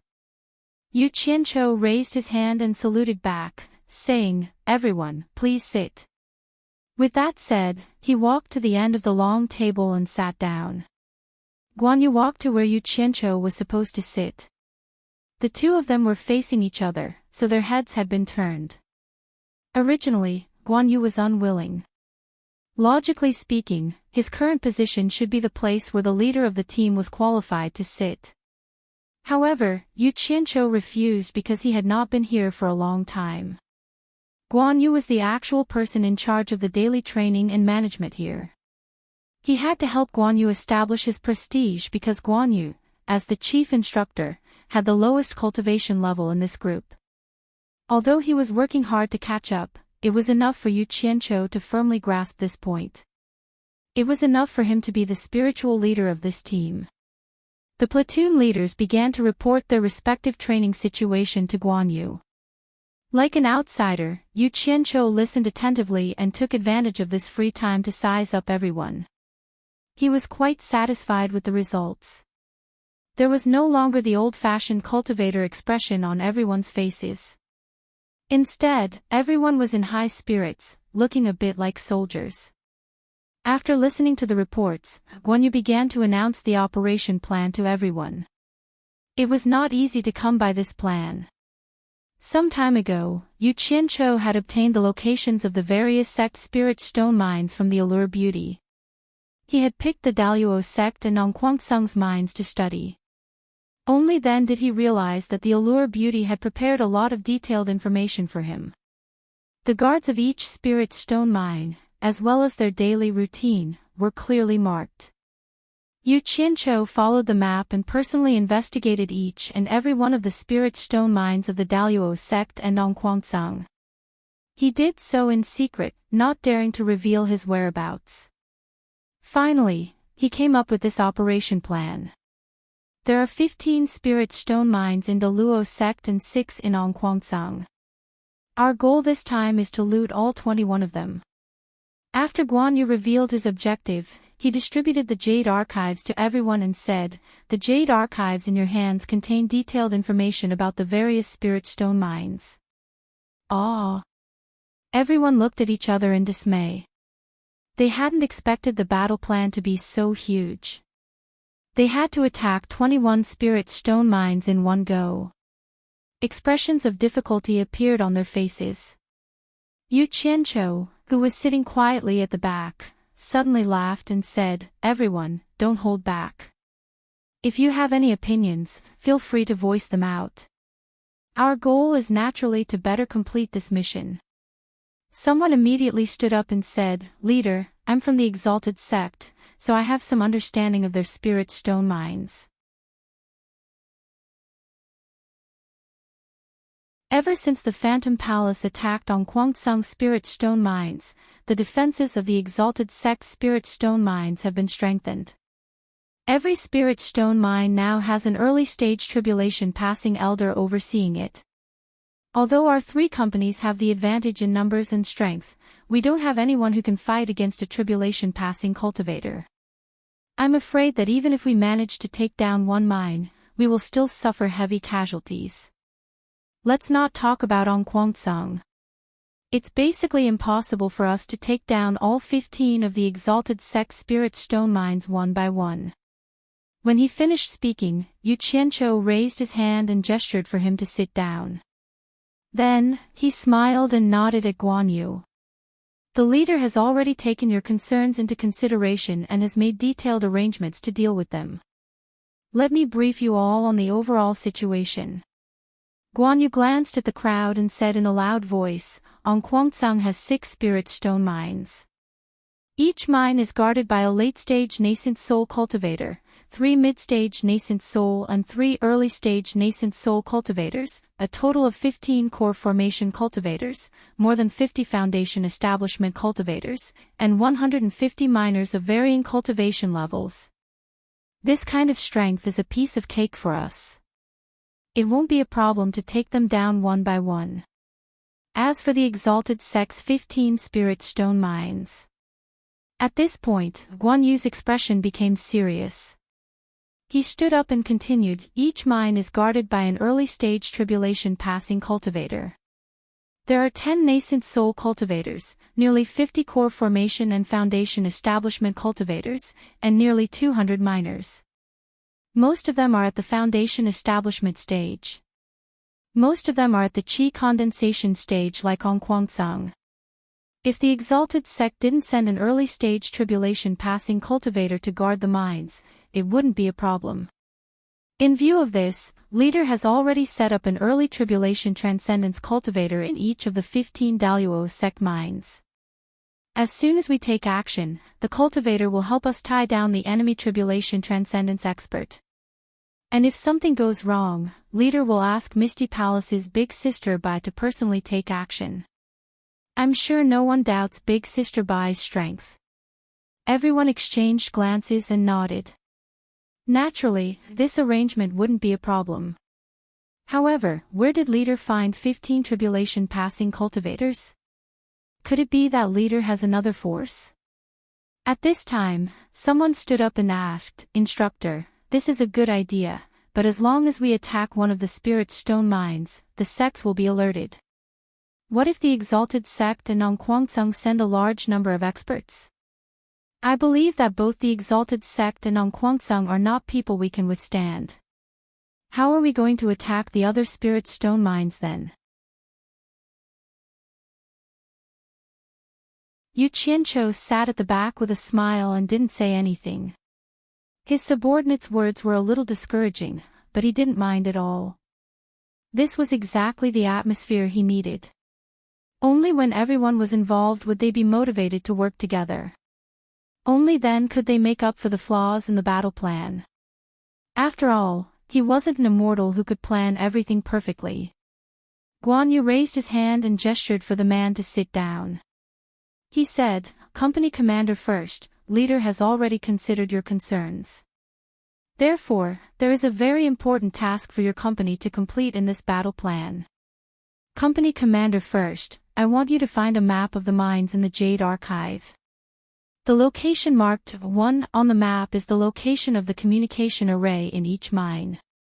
Before we attack, you will first take out a platoon of soldiers and hand them over to Leader to command. Leader will lead them to completely destroy the communication array in the Spirit Stone mines. This is to prevent the news of the attack from leaking out. At the same time, all the troops will end the battle as quickly as possible. Do any of you have any questions?" Everyone shook their heads and sent their divine senses into the Jade Archives to examine them. Sure enough, there were maps of 21 spirit stone mines within. Upon closer inspection, they realized that their training during this period of time had been for the purpose of preparing to attack these spirit stone mines. The location marked 1 should be the location of the communication array in the mines. Guan Yu looked around at everyone and said in a deep voice, "Since there are no more questions, the attack will proceed according to the latest training method. Dismissed and get ready." "Yes." Everyone got up and quickly left the war room to make their own arrangements. At this moment, Yu Qianqiu said in a deep voice, "Yunchang, in an hour, all combat troops will assemble and depart." An hour later, a hurried and loud bugle call rang out in the camp. A group of fully equipped men in black clothes and masks quickly rushed out of the barracks and assembled in 3 groups at the plaza. Guan Yu rode his tall horse and paced back and forth below the stage. Yu Qianqiu stood on the stage with his hands behind his back and looked down at the people below. At this moment, a ray of light descended from the entrance of the camp. Chu Ping had arrived with little Wu Chou. The two of them had been attracted by the bugle call. During this period of time, little Wu Chou had become attached to this beautiful sister-in-law of his. Every day, she would bring him along to experience the feeling of flying on a sword. The little brat was having a great time. Just as the two of them were about to step into the camp, they were stunned by the formation inside. There were so many people standing together in a strange black color. They were lined up in a neat square formation, but it was so quiet that only the sound of breathing could be heard. A strong killing intent emanated from the camp, forcing the two of them to stay away from it. Little Wu Chou was startled by the aura. He hid behind his sister-in-law and peeked at his brother who was looking down at them from the stage. Yu Qianqiu glanced at the two people at the entrance. He raised an arm and opened his palm towards the crowd. After he covered everyone with his divine sense, he shouted in a deep voice, "Depart." In an instant, all the people on and off the stage disappeared. There was no one left in the camp. Chu Ping, and little Wu Chou didn't dare to go in. They held hands and left in silence. You're tuning into the LoveLore Library YouTube channel. We're so grateful for your support, and don't forget to subscribe to join us on this incredible journey through captivating stories. Your generosity through donations truly makes a world of difference, as it's the primary source of revenue that allows me to expand and enhance this channel for you. Thank you from the bottom of my heart for being a part of this adventure.